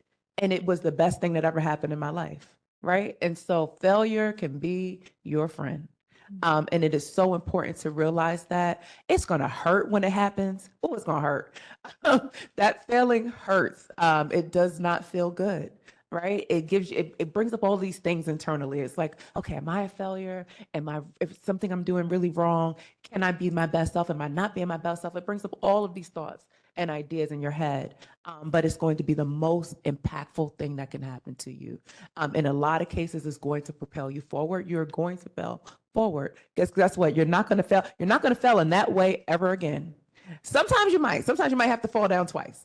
But a lot of times you will not fail in that way again. You'll fall in another way, and that's okay too, but it's going to push you forward. So I will say, as you are going to become your best selves, as you are working to be your own best leaders, that failure is going to be your friend. Do it fast, try hard, do the things that scare the heck out of you, and be okay. If I fail, I fail. Because it's going to just make you better. So that would be my advice. Okay. So I want to just give you guys some context as to, me being able to sit here on this panel with these esteemed folks to my left and to my right is major for me, right? Because back in 2015, I got a felony. And I had all the accolades. I did all the things. I got a degree, 2 degrees. I'm a proud member of Alpha Phi Alpha Fraternity Incorporated. I'm a Mason. I did all the things, and I got a felony, right? So me getting that felony literally shifted the way that how I perceived everything in life, right? Because when you talk about me being a black man with a felony, you don't get the access that you think that you're going to get, even if you got all the accolades and all the things and all the this and all of that, right? So to Winona's point in terms of failing, right? Failure is literally, and rejection is literally like my best friend, right? Failure and rejection has powered every single thing that I've done in the entirety of my life. Like me failing and me making mistakes and me not having money and me trying to raise, my daughter's 15 now, right? Me trying to raise a 15-year-old child, right? All that stuff motivated me to be able to be next to Winona and Kia and Jason, right? And now, mind you, all these folks, they haven't given their full stories, but these are amazing folks to my left and to my right that I have personal relationships, right? And that's one thing that I want to tell you guys. If you don't know somebody in this room, you need to know every single person in this room, right? When I went to college, if I could go back in time and go back to college, I literally would talk to every single person that I walked past. There is no institution that you have a cluster of folks in this tight capacity in the world outside of college, right? You need to absolutely talk to everybody, be friends with everybody. It's cliche, right? Your network is your net worth, right? It's cliche, but it's so true. Like some of the folks that one of my college roommate, he's a doctor up at NYU. My other college roommate, he's a lawyer over at some huge firm, and my other roommate works for Oprah. Right, I have 4 folks that I literally every year we like, yo, we're rooming together, and now they're doing amazing things, and I'm doing some pretty cool stuff too. But they're doing amazing things. Like, and then we talk about your network is your net worth. Like a lot of these cliche sayings that people say, it's like as you get older, it's like, dang, that makes a lot of sense. That makes a lot of sense. So, and it's like so many things that I want to tell y'all, but to like I said to Winona's point, don't be scared to fail, and don't let the mistakes hold you back. I let a mistake hold me back from moving forward the way that I wanted to move forward. Fast forward to where we at in 2024, you can't tell me nothing. But at that time where I was at and having that particular mindset, I let it hold me back from doing so many things. So don't think that if you got in trouble with the law or you had a baby early on or you did all the things that just made you a heathen, that's okay, because you can change. You can shift that. You can rearrange your complete story and make that impact that the doctor was talking about. I don't know where he went, Dr. Dillon, I believe, that he was talking about earlier. Like your impact is everything. And also, the more influence that you have, the more impact that you can make. It's a book outside. It's a book out here called How to Win Friends and Influence People. Write that down. All y'all write that down. Read that book. That's a good book for you guys to read, because the more influence that you have, the more impact that you can make, right? But you have the right influence with the right folks. You can't just have influence, right? He was talking about clothes, but when you have influence with the folks who could give you some money, you can make a whole different type of impact, and we can have a whole different type of conversation. And I'll just leave it at that. Good stuff. So two things came to mind. I think one is give yourself grace. I think I was so much of a rule follower that I dealt with a lot of disappointment because things didn't happen by the time I thought it should. I was like, I have a 3.8 GPA. I wasn't out partying. I was doing this. I was doing that. So why is it so hard? I had an internship every year. I followed the rules and it was still hard. And I think in motivating people to follow the rules, sometimes we make it sound like it's going to be so easy, and it's still not. And so I appreciate the grit and the tenacity that is built within me. So just stay the course, and life is a journey. Give yourself grace. Each phase looking back is a lesson, and every no. So honestly, it sounds weird. I thank God more probably for some of the no's than the yeses, because if what I wanted to happen would have happened, my life would have been in a completely different trajectory. So the other thing is imposter syndrome. I think because often I am the youngest of my position or one of the few women or Black women, like we're in this space now. I was nurtured at a HBCU. This is the last time. So listen, when I say soak it up, roll in this because it's the last time you will ever be this safe and nurtured. And so for me, it was like, I got to the cold world and I was like, where's the professor that holds my hand? Where's the, it goes and it goes fast. But remember, you belong in every single room you walk into. And my belief is that, you know, I may not have the same money they had in the room. I may not have the same experiences. I may not have the rich uncle like they do, but I belong in those rooms. And, you know, my prayer is, you know, put my name in people's mouths that can open doors for me that I can't open myself, and walk through them with boldness, believing that you're supposed to be there. And then that community of friendships is so important. I have a very trusted circle of girlfriends, and we get together quarterly. We go to an Airbnb and we just like, this is my business problem, or this is how I'm trying to like navigate this, or this is my dream. I'm working this, but like this is my dream side hustle. Like, how do I get here? And we encourage each other and we share stuff, and you'd be surprised. Like, we're all looking at each other like we all have it together. And then we get there and it's like, oh wait, you're scared about that too. Or you didn't know that either. Yeah, girl, let's work this out. Or I know this person, our network. And so that we enhance our network because we share it. So get you a crew, like he was talking about, and stick with them. And don't be afraid if you outgrow that crew. There are friends that I'm still friends with, but I'm doing more and different things in my career than so they can't help me professionally. They'll always be my friends. So don't be so loyal to a detriment. Remain friends with people for sure, because that's gold. But don't stifle yourself because you're afraid to outgrow the room. And so find people in each stage. And then to the point, there are people that are not going to look like you, that are not going to come from your background, who can be that champion for you and open up doors.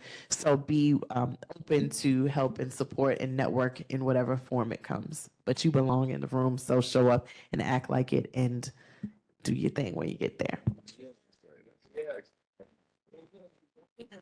Yeah, so they said a lot, and all those jewels, and we need to take heed to everything that they said as well. And I just wanted to add, like, my entrepreneur journey, one of the things, I've always been an entrepreneur, so I don't know nothing else.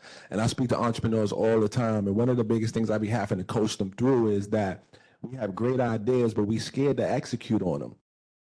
You know, we're gonna have opposition in business, but the biggest thing I be telling them, and when I speak to individuals, is that they always start with what if it can't work, and they always start with the problems. You know, the problem's gonna be there. Believe me, in business and life, problems gonna exist. You're not gonna get it. If we always start with the positive, you know, settle on the best part. We don't care about the poor part. You know, settle on the best part, you know, of your journey. We got opportunities. We got ideas. Execute on them. You know, you're gonna get people to say no. You're gonna get those. No just means next opportunity. As an entrepreneur, and everybody wants to be. I be hearing great ideas, but they never come to fruition because we're scared. We're afraid to execute on them. And what would you do if you knew you couldn't fail? That was a question somebody asked me, and I was like, wow, think over that. I would do all of this, you know. But so we got to step out there. Don't worry about it. It's going to be opposition, but don't start with the problem. Start with the solution. Hey, I got a great idea I want to execute on, and I know it's going to work because this, and then you're going to find those. You're going to start attracting people to your vision that's going to get you to your destination. You know, you're gonna attract that energy if it's good. Like I was speaking to my son, like he asks me all the time, what's a good sales process? I said, first, you know, is it good for the people? You know, get into something that's good for the people, and then do you believe in the product? Those two prerequisites right there, you'll be successful. You know, because God is with you. You know, we got great ideas. We just got to execute them. Don't be afraid and don't stop yourself. I see that so many times. And on your journey, you know, it's gonna become hurdles that you gotta overcome. But the key thing, and you gotta have tenacity and don't quit. You know, like as they said, you know, you're gonna fail. And failure just, you know, these are scientists, they're chemists, right? And they teach you in science, right? Anything in the laboratory, it's a failure in the laboratory. There's no failure in the laboratory. It just means that you can't do it that way. They say, hell, we tried this, or it can't happen that way, but they continue to do other things to get to their outcome. So just continue to move forward, don't quit, and don't stop yourself. You know, you got that great idea, execute on it, and you'll see. And you got resources all around you. Use these educational centers, these schools. I tell them all the time. You got these resources, especially when you're in college. People love to help college students. You know, you say, "Hey, I'm doing this case study, I'm doing this program." You feel what I'm saying? Like you said, they stop after that. So while you're in here, I would, if you got an idea, you can launch it while you're in college because they love helping college students. You know. So use your resources, network with individuals around you, and build that idea that you desire to build. Don't stop yourself. Let others try to stop you, but don't stop yourself. And that's the key. Please don't stop yourself. That's all I gotta add. I'm so glad you were saying that, Jay. So, and I want to let you guys know, like, Delaware is an interesting place, right? It's really, really interesting, right? Like all of you guys, okay, so we got freshmen in here, freshmen, sophomores, juniors, seniors. Okay, so look, let me tell y'all, Delaware is an interesting place. Whatever it is that you want to do it right now.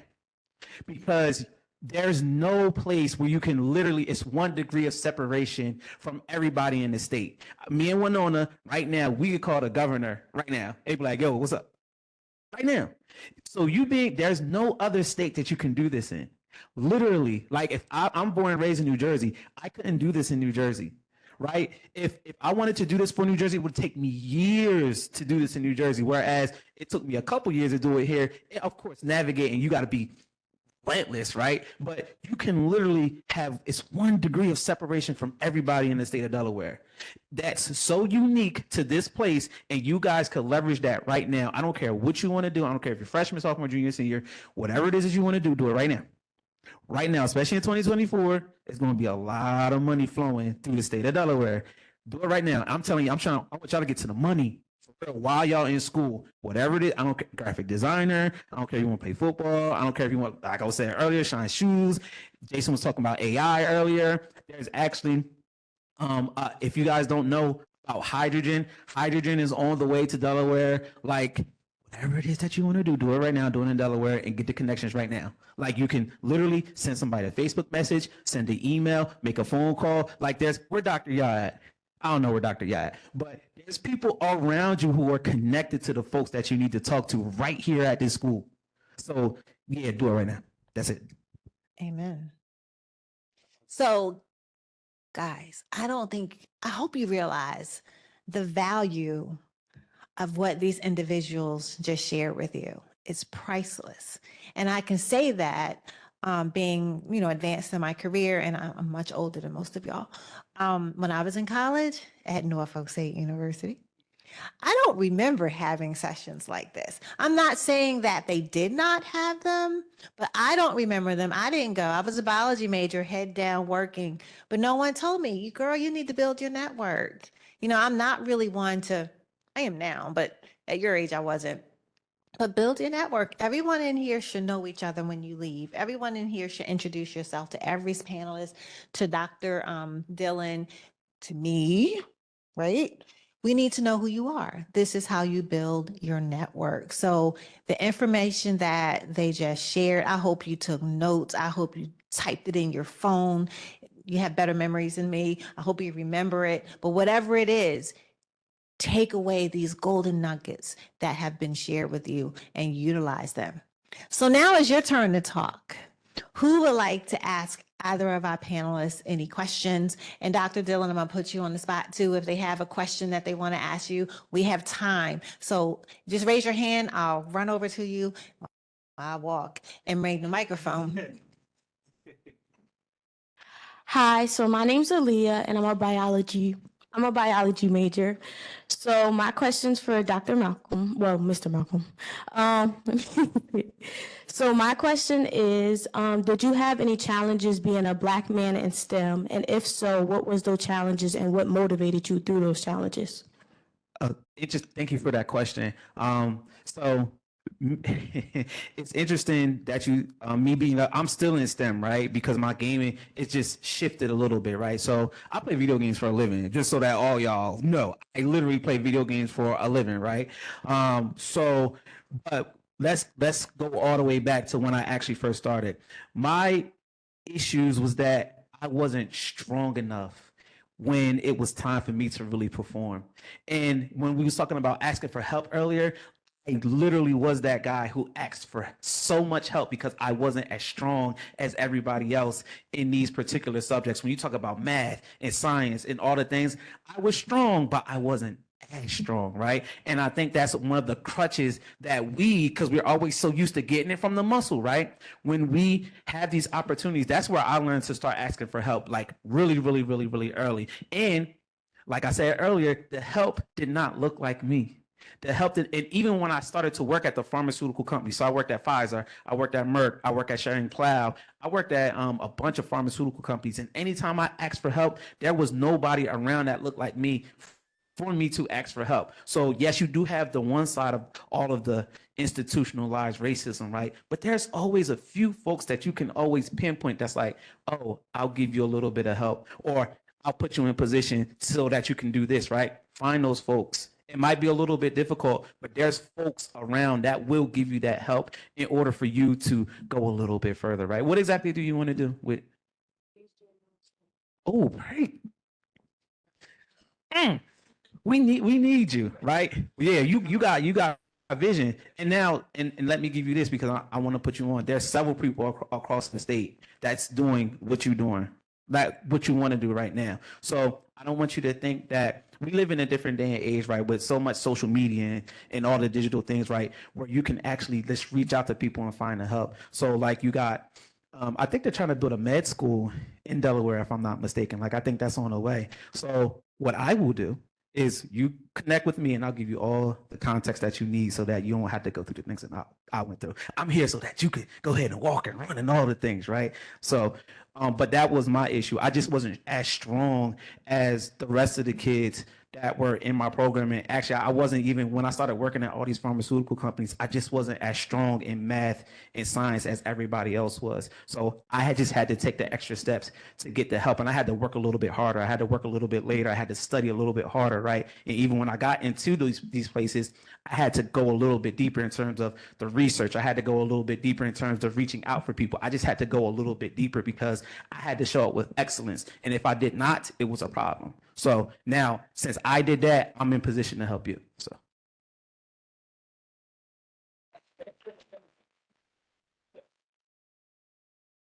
Hello, my name is Aisha Thomas, and I'm a marketing major. My question's for all of you guys.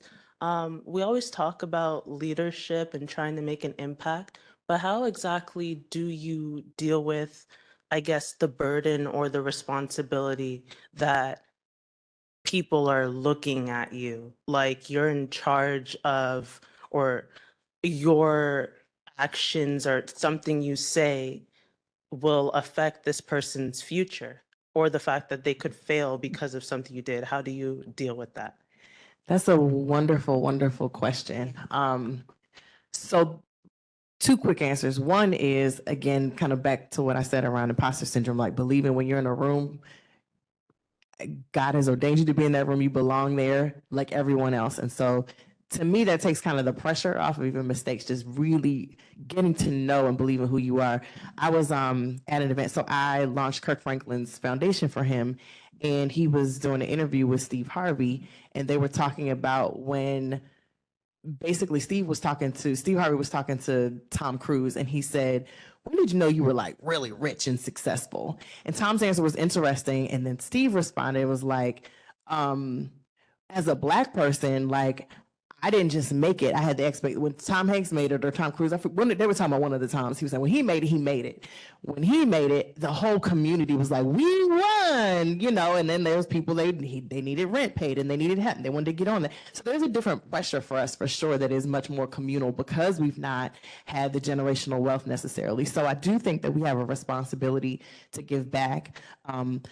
But I don't think that we should take on the burden of it, right? And so there's that thin line of self-advocacy and really being, you got to get on first. So always leave the door open behind you, but get on first and really establish yourself and your brand and when I say brand, I don't mean like the social media flash you, but like who you are, that your name matters, that you can be in rooms and that people trust you, that you do what you say you're going to do when you're going to do it, that you have integrity and people know that about you, that a good name goes before you. So I think believing that you belong there, understanding that the burden for us does look different and that's okay. But I think that each generation will see that gap close. We'll see increased networks. Like everyone has said, you all stay in touch. You will become your own infrastructure and your own network as well as an expanded network. So I just think the reality of that pressure is real and it's burdensome. Like, I mean, I get sick of like, oh, she was the first to do, like, it's exciting and it's a shame at the same time, right? So I just think in that regard, it is what it is, and you take that and you run with it, understanding that you will do everything you can to open your Rolodex, like he's talked about doing for other people. And so I just think you have to balance getting on and establishing yourself in certain communities, because sometimes we try to put everybody on too fast, and it's like you got to build relationships first. So make sure you've established yourself and you understand the landscape while you are always also grooming and supporting and building community behind you. But you know, like their answer was they didn't owe everybody being paid. Just because he was wealthy, he didn't owe everybody paying their rent, right? So it is a balance that we have to navigate, and we should be very generous and I think altruistic in that way. But it's a balance that I think starts with confidence and realizing what rooms you belong in and establishing your integrity and your good name there, and then building so that you can. It's a bridge, right? You're going over a path someone else has paved, but you're also paving it for others to come behind you. But I think that the confidence and believing that you belong there and establishing yourself and doing well while you're there helps relieve some of that burden. And then you just show up and you be your best self, and that's all that you can do. Is that the context you were asking it in? Okay. What? Because I see the question mark. So tell me a little more, and then I know we have to move on to the next student. But Here you go. Oh, everyone's always like, you want to be a leader. Mhm. Like, for example, tutoring. mm-hmm. I will not be a tutor because despite like if I know my stuff, the fact that someone could fail because of what I had taught them, like their success kind of depends on me type of thing. Yeah, so that's a fear response, So I think you have to investigate that a little bit more. And again, we're all responsible. We all do our part, right? And do the best that you can. And then they've got to show up before. So if he tutors me and I got it and I go fail the test, I can't blame Jason, even if he imparted the information perfectly. So I just think that sounds like a lot of pressure you're putting. So I'll go back to my earlier, like, give yourself grace. And you cannot be everyone's savior. And I think I struggled a lot with that. Like when I first got into the opportunity to hire people, right? It was like, I wanted to put people on and do that. Then I was like, well, if they mess up, they're gonna mess up and then it's gonna mess me up. And then, so you just have to learn and give yourself grace and definitely be, but I just think a lot of that goes back to even around communication and expectations. My expectation is to tutor you, but it's not a guarantee. When I worked as a publicist, we would say, like, my retainer is my retainer. I'll pitch you to 1,000 news outlets. If you don't get placed, you pay me to pitch you, right? So you can't make guarantees. And so I just think that that's a part of it. But definitely, just excavate that a little bit more, because it sounds like you're not doing things that I think you're probably really amazing at because of fear. And I don't want that to be the stop, but just set the expectations around that, because you can't, can take the horse to water. You can't make them drink. And even if they drink, you can't guarantee that the lake is clean. Like, you know what I mean? You can't take it all on, because you can go down that hole and it's just, it's boundless. But. Can I address this as well? Oh, Oh, sorry. ladies. Thank you. Imposter syndrome. Kia spoke on it earlier, and that's a really big one. Just knowing that you are there for a reason, knowing who you are, in spite of any opinion, in spite of any internal feelings, you just have to know it. I think I mentioned earlier, being a self-taught graphic designer. And so I came into one of my first jobs. I was an entrepreneur first for a long time, had businesses, but I came into my first job in marketing as a self-taught graphic designer. And I was so insecure. I was really insecure because I was like, I wasn't technically trained. I don't know the things. And then I came into this field and everybody's like, your stuff is great. Your portfolio is great. Can you do this? Can you do that? And I was like, yeah, that's light work. And then I got around people who went through all the years of school, who were technically trained and whose stuff did not show up half as good as mine. And even in that moment, I still was like, I think I'm still not good enough. Girl, I was great. I was great. And you are great, right? And so you just have to know it, embody it, understand it. A lot of times, even in this space in my life and sitting at some of the tables I'm at, going to governor, the Newcastle County executive, the people who actually embrace me, I just know that I'm in good company because I belong here. Right. I do belong. But for a while, it does take a while to understand that. It takes a while to make sure that you are in line with that. Your actions, your excellence, all of the things align to that. But sometimes our brains forget to catch up. You are worthy. And so just always remember that. Thank you. Yes. Oh, Real quick. And yeah, so I just want to add. So that's very important because in insurance, there's something that's called professional liability errors and omissions. So everybody don't gets it right. It's like even when I'm a risk manager, so when I'm talking over complex situations, and I may not know something, I let them know, hey, I don't know that, but we'll get back to you. It's okay. You're not going to know everything, but don't stop your gift because you feel that you're not confident enough to help, because you may be leaving people in a bad situation by not giving them what you have. So continue, you got it, and everybody makes mistakes, but just be honest. Like if you're learning, you're learning your craft. Hey, I'm new to this, be honest. I'm new to this. This is what we're doing, but I'm capable. And what I don't know, I can get the answer to. People respect that. You feel what I'm saying? They respect that. Like, hey, but I'm not going to not do it. What do you need me to do? Because like they said, we in the room, we in this position. I have this skill set. So I'm not going to not give you my skill set because I feel that, you may not use it the right way. I learned something. I said, my minister told me, he said, when you give somebody something, no matter what they do, if they don't do the right thing to do, you still get that blessing. So don't miss out on your blessing, by not giving what you have. Good morning. My name is Martin Gary. I'm majoring in mass communication with a concentration in digital media production. My question is for Ms. Winona and Mr. Malcolm. At what point, like in the beginning of your leadership path, like we all get in our head and we get on our own way. At what point in life did it take for you to just like, all right, shut up and just like execute? Like I just got to lock in. Yesterday. Yeah, yesterday. No. For me, it's an everyday struggle. For me, it is still an everyday struggle, and I want to be very honest about that because I don't want to give you guys a false hope or a false sense of that we just wake up one day and we're like, okay, we're these great people and we got it all right.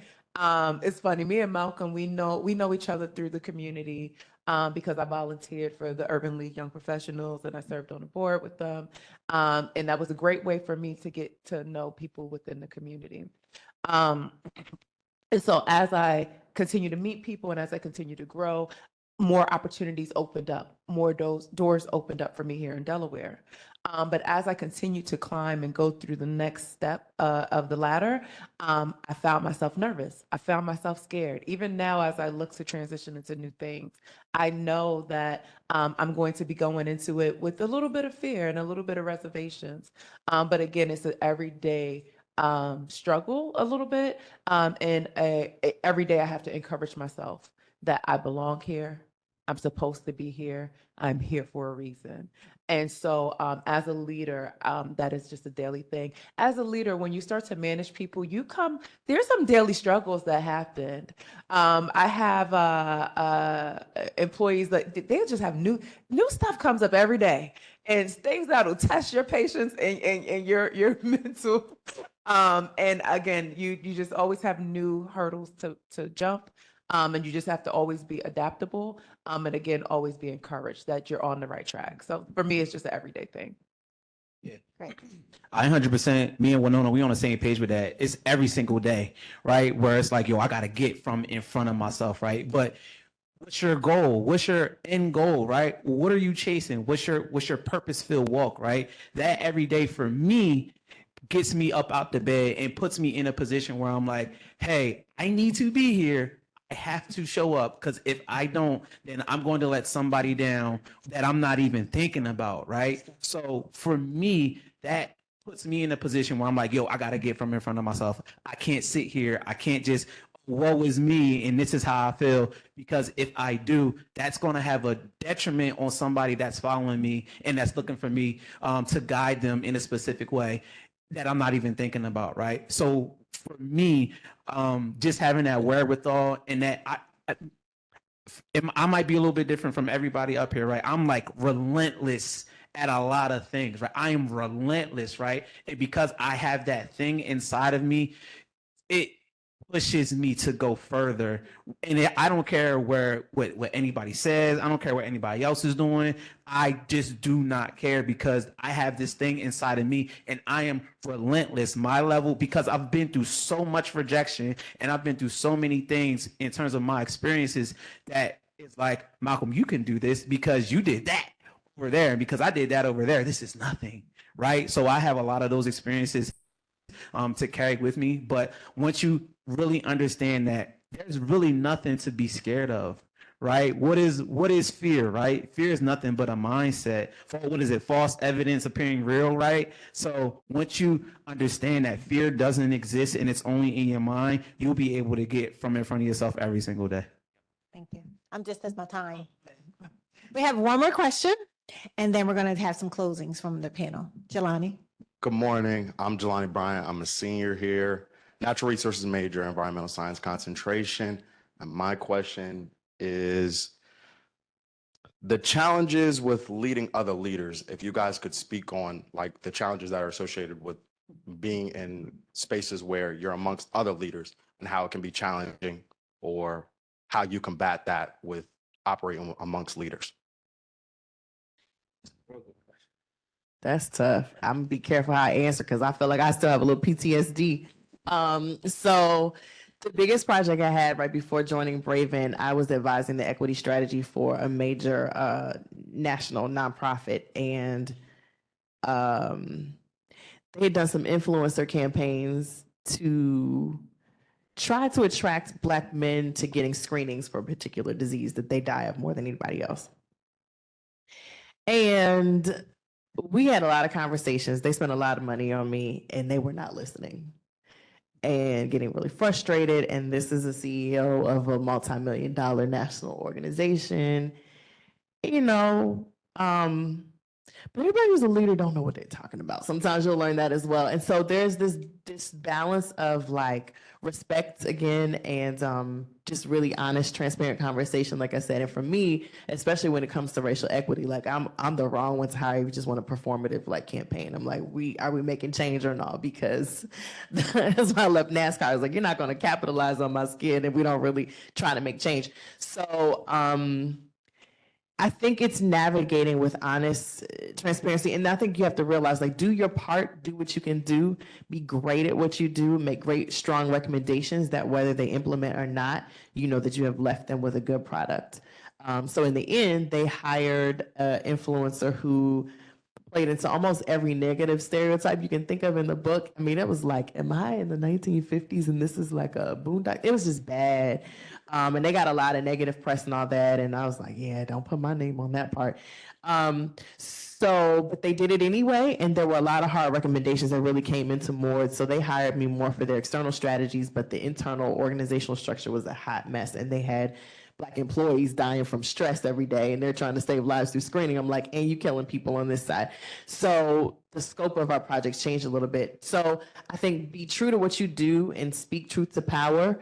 There's always a way to say it. Like my grandmother used to say, you get more flies with honey than you do vinegar. So being tactful but honest. And so for me, it's always about integrity, that even the tough conversations I had courageously, I was very thoughtful in my presentation, so that again, whether they implement, I think with leaders, you can't make anybody, kind of like to her question, you can't make anybody do anything, right? But you can just present the best information. And so I think mutual respect, let your other work speak for itself, and then leave a great product that whether they implement or not, you've done your part. And I think that the other clients and conversations that came out of it, because people saw how I handled a difficult leader in a difficult situation, because at times I was like, do they think it's me? But I think your good name goes before you. And so just leave a good product and be honest, and true to what you believe. I could have done what they wanted me to do and probably made more and done things. But so I think, again, integrity, being true to yourself and what you really signed up to do. Saying, I love mission-driven things, right? Because when you stay true to the mission, all the other mess doesn't matter, because we can always connect on the North Star. And so I think that's why it's important to really pursue your passion, and to do things that you care about, because the fun and the flash goes away. All the other stuff gets old, but if you can really sleep well at night knowing about the mission and your contribution to that other team or to the other leader, then that's all you can do. So hope that answers. Great. Let's give our panel a hand, please. Again, the information provided today was invaluable. So to close out, because I'm a stickler for time, I'm going to ask each panelist, you remember the word of the day? When you were a kid in school, you get a word of the day. So I want a word of the day from each panelist. What word would you give these young people? They need a word. Determination. Determination. Fearlessness. Fearless. Y'all writing this down? I don't see no pens, no phone, fingers tapping on the phone. What's going on? I bet if Drake was up here, y'all be videotaping everything. Can I say something real quick before I do my word? Okay. I want everybody to follow me on Instagram. I need everybody to write down my Instagram and follow me and send me a message so I can connect with all of y'all. So I'm gonna spell it out for y'all. MALCOLMLOCS. Malcolm Locks on every single platform, but specifically Instagram. And my word is relentless. Relentless. Prominent J, prominent _JAYY, Instagram. Follow me as well. I need to have like 30, 40 follows in like the next hour. I would love for y'all to follow me too, but let me just warn you. I used to talk about all the cool stuff I do, but now you're gonna see pictures of my kids. I'm just trying to, so scroll down and you'll see my dopeness there too. But yeah, it's Kia E. Williams, something simple. But I would say journey, right? Give yourself grace for the journey. It's not a destination. I remember so much pressure, get there, do this conversation, and it's like you learn so much. And so don't not learn today because you're only focused on tomorrow. So respect the journey and embrace that process. And my word for you is authenticity. Be authentic in everything that you do. All right. Thank you so much for your attention during this session. Thank you to our dynamic panel. I've learned something. As a lifelong learner, I'm always going to try to learn something in every room that I step into because it's a blessing to be in a room. So thank you for giving me some nuggets of wisdom to share as I continue my journey wherever it takes me. Thank you, everyone. I'm not sure what's on the schedule next. Dr. Hughes is going to come up. Okay, so lunch is served out in the lobby. I'm a food microbiologist. Wash your hands before you eat. And then come back and we're gonna resume at 11. What time? 11:50. Absolutely. Can you use my phone?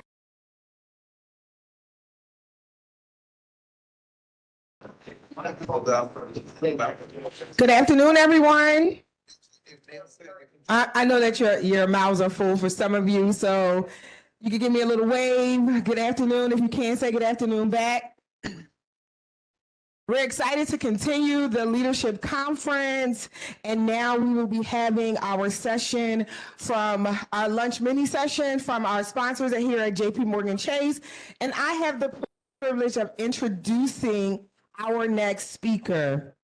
Charnel Del Muhammad has been with JP Morgan Chase, or JPMC as we like to call it, for 12 years now, and is currently serving as the Diversity, Equity, and Inclusion Leader for Advancing Black Pathways, which is the leadership initiative that they have that builds the community through strong pathways towards economic success and empowerment within business growth and entrepreneurship, financial health and wealth creation, career skills, and community development. I've had the pleasure of working alongside or working with Charnel in her current role that she has now for strategic partnerships with HBCUs to invest in student development long-term student success. I work with her within my role here at Delaware State University. And when I say that she's an amazing leader and her desire and appetite to make sure that students are, the best that they can be, it is truly a privilege and an honor to stand here to introduce her. So I'm excited for you to get just a glimpse of what I see when I'm working with her on meetings and some of what some of our students see and get as leaders. So if you could help me give a hearty hornet welcome to Charnel Del Muhammad.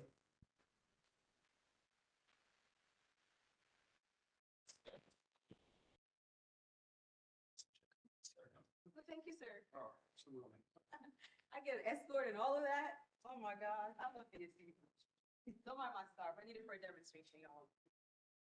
Well, hi everyone. How are you doing? I am Charnel, as Ms. Williams rightly mentioned, Charnel Del Muhammad. I am her. So such a pleasure to be here with you all. And let me tell you, I'm glad I came early because I was able to sit through the panel discussion.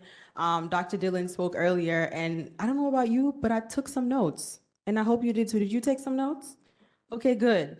Jonte and I were talking about it earlier. We were thinking, what if DSU didn't really put on these events? I wonder what the school would be like, or I wonder what would happen. And so as you're here for, the rest of the day and even tomorrow, take full advantage. I know that everyone else who spoke before me mentioned the same thing, and I'm here to echo the same sentiment. Take full advantage. You are young in your careers. This is the time to really learn, soak everything up. I was talking to a few students earlier. This is the time to explore.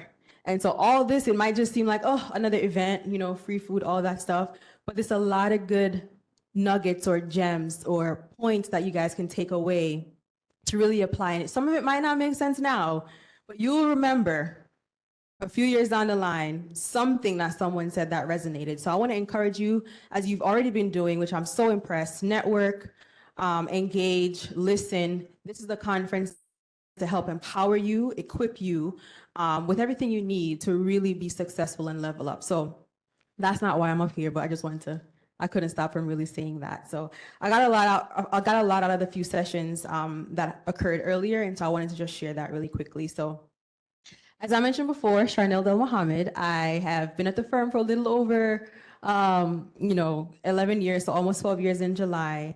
And it's a pleasure to really be here with you.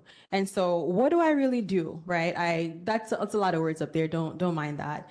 To simplify it, I co-lead our HBCU student development strategy.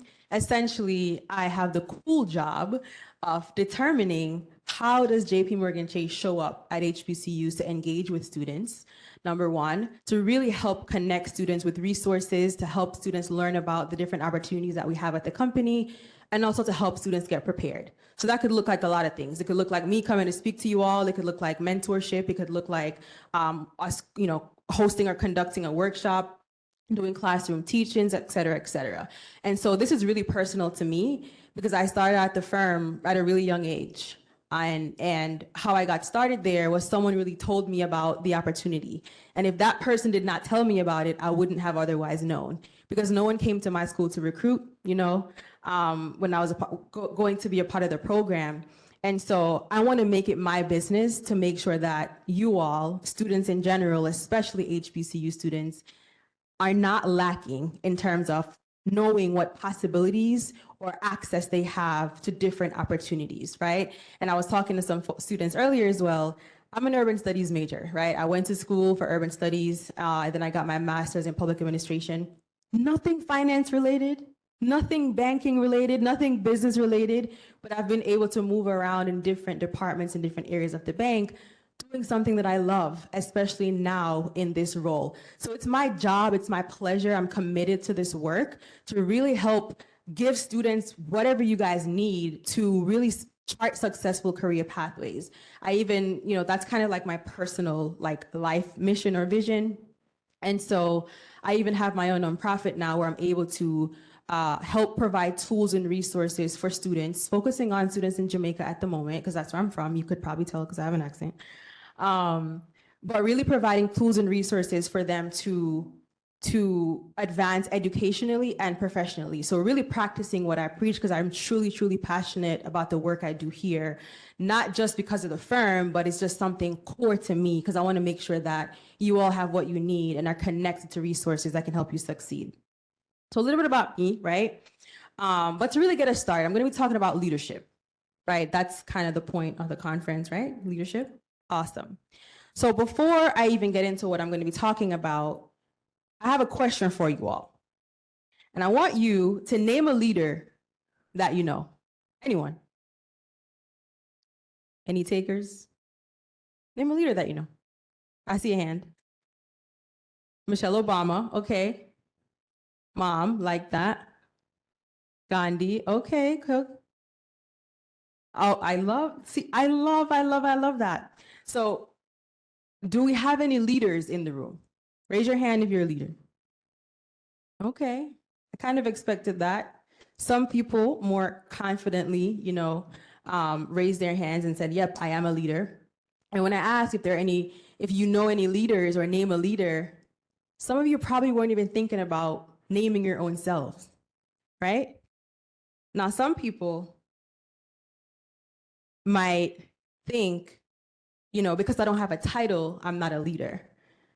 And we know that not having a title doesn't necessarily negate your ability to lead. Now, I think everyone here is a leader. Now, whether you're a good leader or a bad leader, that's a whole different story. I'm not here to judge y'all. But again, it's easy for some of you to say that you are a leader because you may have a specific leadership role. Some of you are leading clubs and organizations, student organizations, right?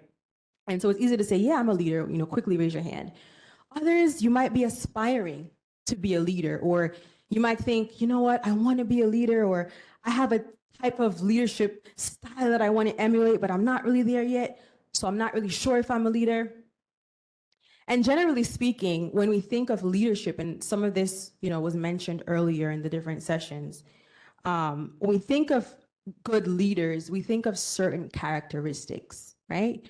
We think of leaders who have integrity, or they're personable, or they have resilience, right? Just get this out the way real quick before I hurt myself. Okay. We think of good leaders as having emotional intelligence, right? We think of leaders as those who are inspiring or motivating, or they're selfless, right? What else? What are some other qualities we think of when we think about good leaders? Focused, determined, charismatic, accountability. I like that. And you know what I realized when we think about these different qualities, we often think that we're describing other people. Like we naturally, automatically look externally when we think leadership. But what about ourselves? Because I know some of those words you mentioned, they're describing you, right? And so I don't know if you caught on to it, but within the first few minutes when I first started talking, there were two misconceptions about leadership that was noted. Number one, that leaders are other people, meaning other than ourselves, right? And two, a title is synonymous to leadership. But on the contrary, I want to tell you that, again, you are all leaders. And not having a title, like I said, doesn't negate your ability to lead. Because frankly, what's leadership? We talked about this, having the influence, having the impact, right? The ability to set direction, to set goals, right? Have you done that before? right? Okay, these are common things, right? The ability to have a desired outcome and see it come to fruition, right? To effect change. Those are qualities of leaders. And I know that you all have that to some degree. Now I know you've all influenced someone before, am I right? Or influenced an outcome. Don't worry, I won't ask you in what way. I don't need to know all that. But you've all had the ability to influence, right? And so you hear these words recurring from person to person as they talk about leadership, right? Essentially, if you have an idea or a goal and you can execute on it and achieve it, my friends, you are already on your way to being leaders. So I want us to stop looking outside of ourselves when we think about who's a leader. We should be naming ourselves, right? And I understand that, again, some of us are well on our way. We may not have a leadership position or role, but that's okay. There are qualities that we have, that we exude, that does make us leaders, right? You know, I love the focus of this conference. What is the title of the conference? Does anyone know? What is it? Okay. I know that's kind of the overall thing, right? But there's a theme, and it says unveiling leadership, the leader within. Say that, unveiling leadership, the leader within, right? Right. So what does that mean? It starts with you. I want to unpack that a little bit, right? What does it mean to unveil the leader within? And in doing so, I'm gonna give you a simple, very simple checklist. I won't be long before you. I'll be very brief. I only got like 20 minutes up here. But to help you unveil and develop your intrinsic leadership styles or intrinsic leadership skills, what does that really mean? How do we unveil the leader within? That's what we're talking about, right? That's the theme of the conference, right? So step one, guess what you gotta do? To be able to unveil the leader within, well, you first gotta define the veil. What is the veil, right? What is the purpose of the veil? Now we know when it comes to veiling something, it's covering up something, right? When you unveil something, that essentially means that it's already there. You're just taking off the cover or like revealing it, right? I hope this is like resonating. When you unveil like a masterpiece, you're taking off the cover, like, oh, this is it. So it's already there, you're just unveiling it, right? That means it's already within, right? So essentially, you already have the potential. You already have the capability. You already have the leadership skills. And you just need to remove the veil. So I'm gonna just do a quick demonstration of what I'm talking about. Hope I don't mess up my hair. All right. So imagine this is a veil, right? I have it on. Is this thing on? Testing. Okay, I don't know. I think so. So imagine this is the veil, right?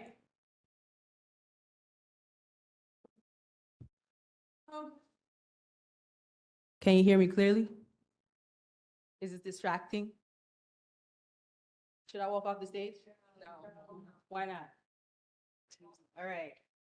So we get the point. Think about the veil as something that inhibits your ability to see clearly. It prevents you. Depending on what it is, it could be weighty. It's just a scarf, so it's not heavy. But depending on what it is, right, it's preventing you from truly moving forward successfully or confidently, because I was not confident in walking off that stage because my face was covered, right? So when you think about the veil, think about those things. What is that thing that needs to be removed in order for you to operate at your fullest, highest, and best potential? What is that veil that we might have that may cause us to think, I'm not a leader, or I'm not a good enough leader? You know what I mean? Is it a mindset shift? Because before you do something, before you not do something, you tend to think about it. It starts up here. right? I don't know if you ever heard the saying or the proverb, so a man thinketh, so is he. So whatever you're thinking can either come to fruition or limits it or prevents it from coming to fruition. So I want us to think about those things that are keeping us veiled. Because the purpose of the conference is unveiling leadership, right? What are the things that we need to remove for us to truly be able to operate at our full potential? Like I said, is it a mindset shift? If you conjured up in your mind already that, oh, I can't do this is impossible, or oh, I failed this class, or I applied for this job and I didn't hear back, I'm probably not good enough. You're creating those veils, which can essentially be setbacks, preventing you from, again, fully moving forward in your fullest potential, right? We don't want to deal with the veils. We're unveiling, we're taking off whatever mask, whatever thing that sets us back, right? Is it removing self-doubt? We talked a lot about imposter syndrome. That is real.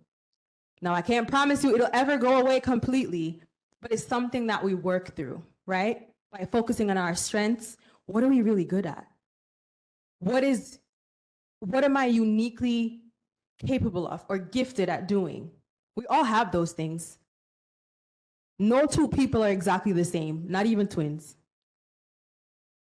right? So there are things that you are uniquely capable of doing and you are uniquely positioned to do.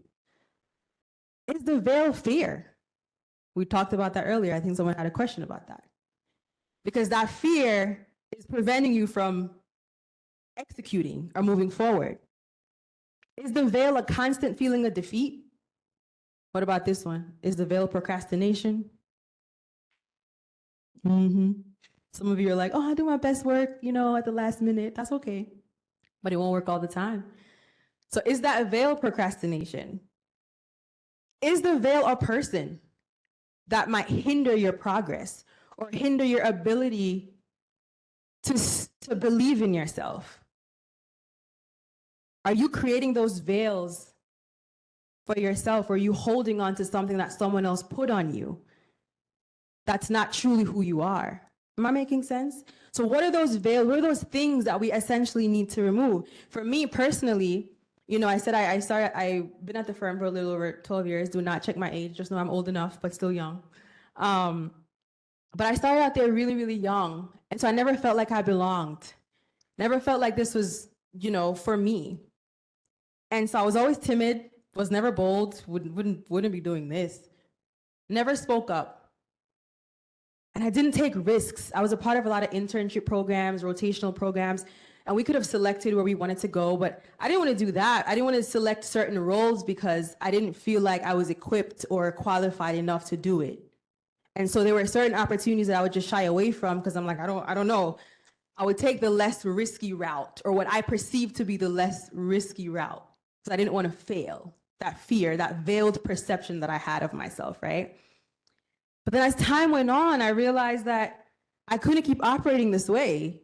It was debilitating for me because it was hindering me from really moving forward and, again, operating at my full potential. I always say you never know your full potential until it's tested. How will you know? How will you know what you're capable of unless you've been able to do something and overcome something? You probably won't know. Sometimes you won't even know that you had that skill or ability until you're put to the test. But if you run away from the test, how will you know that you're able to master it and level up, right? So what are those veils that we are essentially creating for ourselves? And I had to realize, I got advice from people in my network, and I said, I couldn't keep operating this way. And so I started to focus on what was my unique value add. I didn't even know what my value add was. We use that word in corporate all the time. What's your value add? Essentially, what can you contribute? What can you do, right? And so I've realized I may not have been Bob or Joe or Susan, but I was Charnel. And I still brought something to the table, right? And so what is that thing that you can bring to the table in whatever spaces you are in, right? And so we have to develop the mindset of how do we move forward. So I said, I'm going to give you a checklist. And so the first one was really, in order for us to unveil ourselves or unveil the leader within, we have to, number one, first identify and define that veil so we can remove it. Because we've already established that it's hindering our progress and it's hindering us from moving forward and seeing clearly, as you saw the little demonstration, right? You cannot allow certain things to set you back. And so think about those things, like I mentioned before, that's creating that veil. I always say what you water is what will grow, and what you reap is what you sow. So what are the seeds that you are planting in your own lives?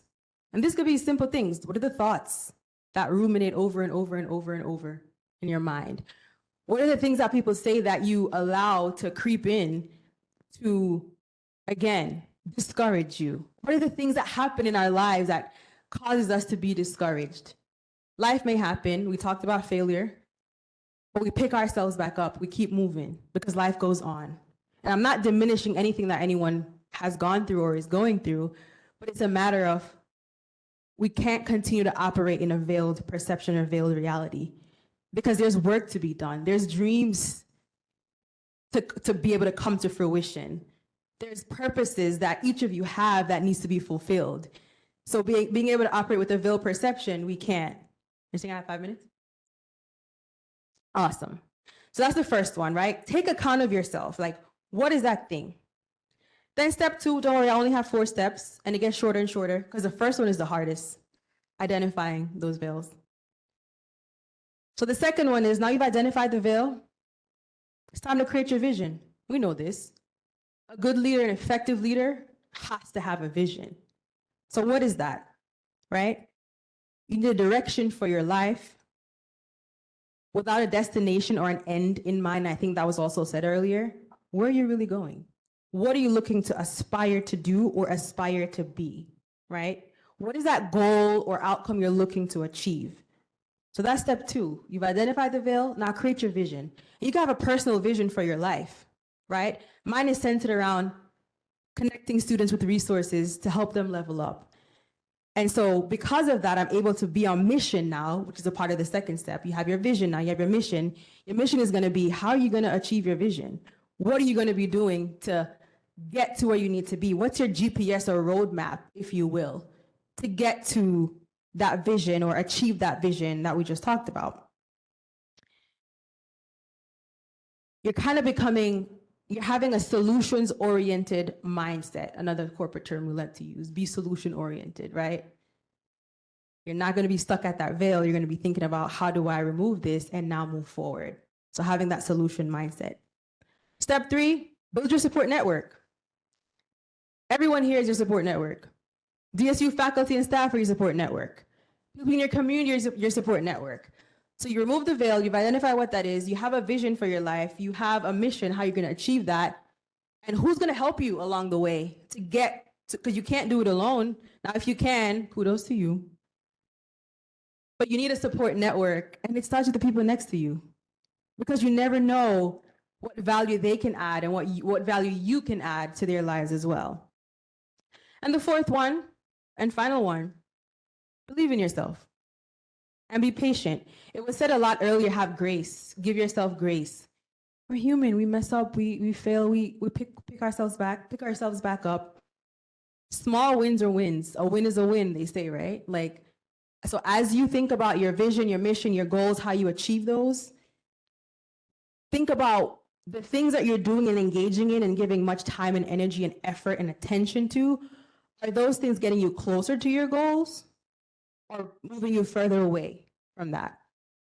So as I close with probably like just a minute that I have left, I just want you to remember or remind you of a few things, right? Number one, you're all leaders. So I know not everybody raised their hand earlier when I was like, you know, do we have any leaders in here? That's okay. You don't need a title to be a leader because you already have the innate qualities. We're just unveiling them, removing that barrier essentially, right? Identifying what's keeping your potential limited. Create your vision, create your mission, stay true to it.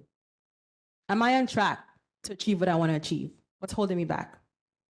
Build your network, like I said, and believe and have patience with yourself. So the next time you're in a room and someone says, name a leader, I hope you all will be naming yourselves or even your friends. Thank you.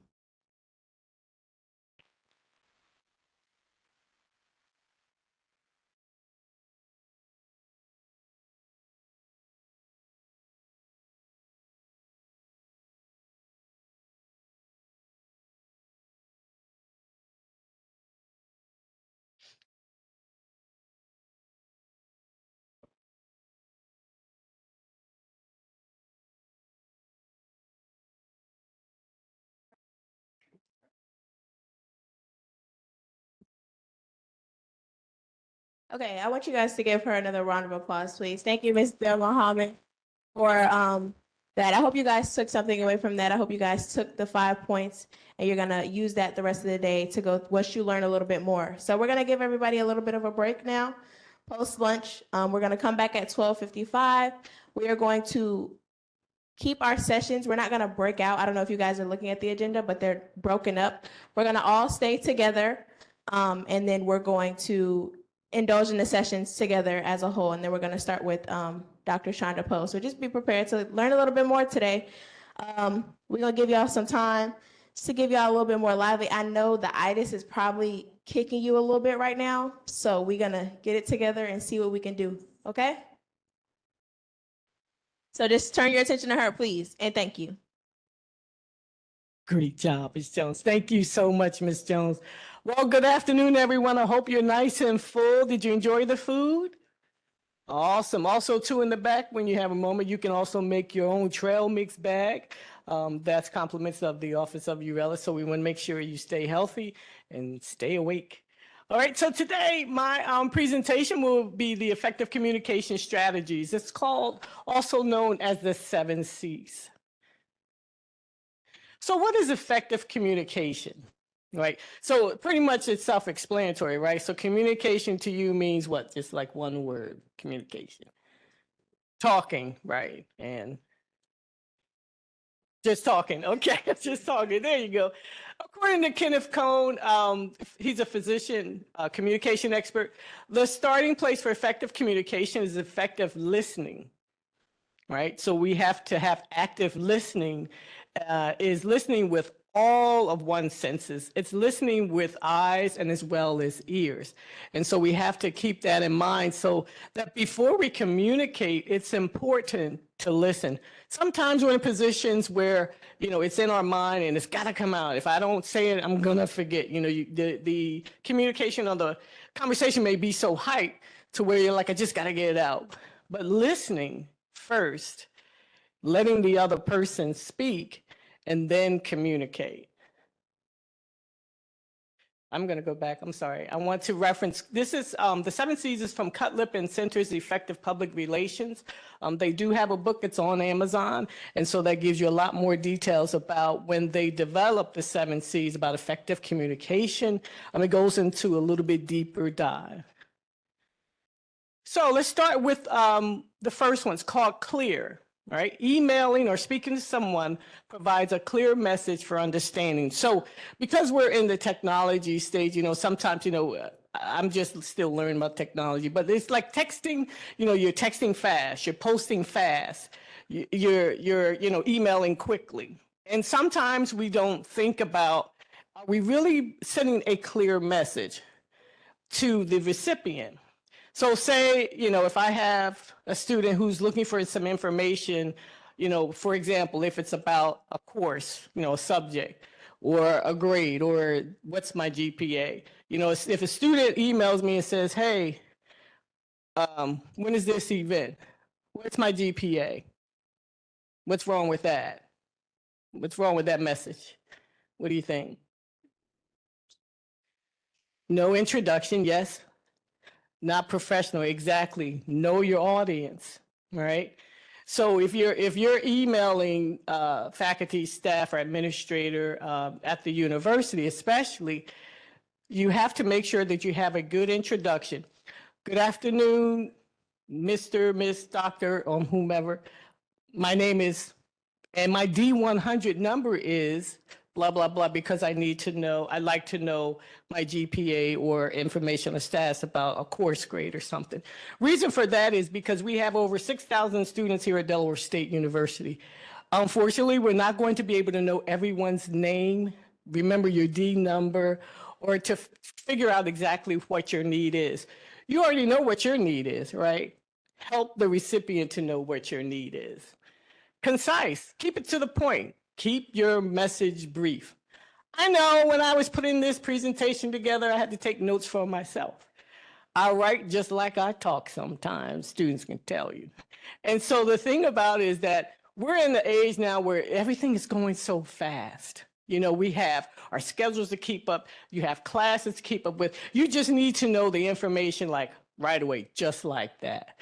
So the more clear you are, the more and the better communication that the person on the receiving end will be able to understand you.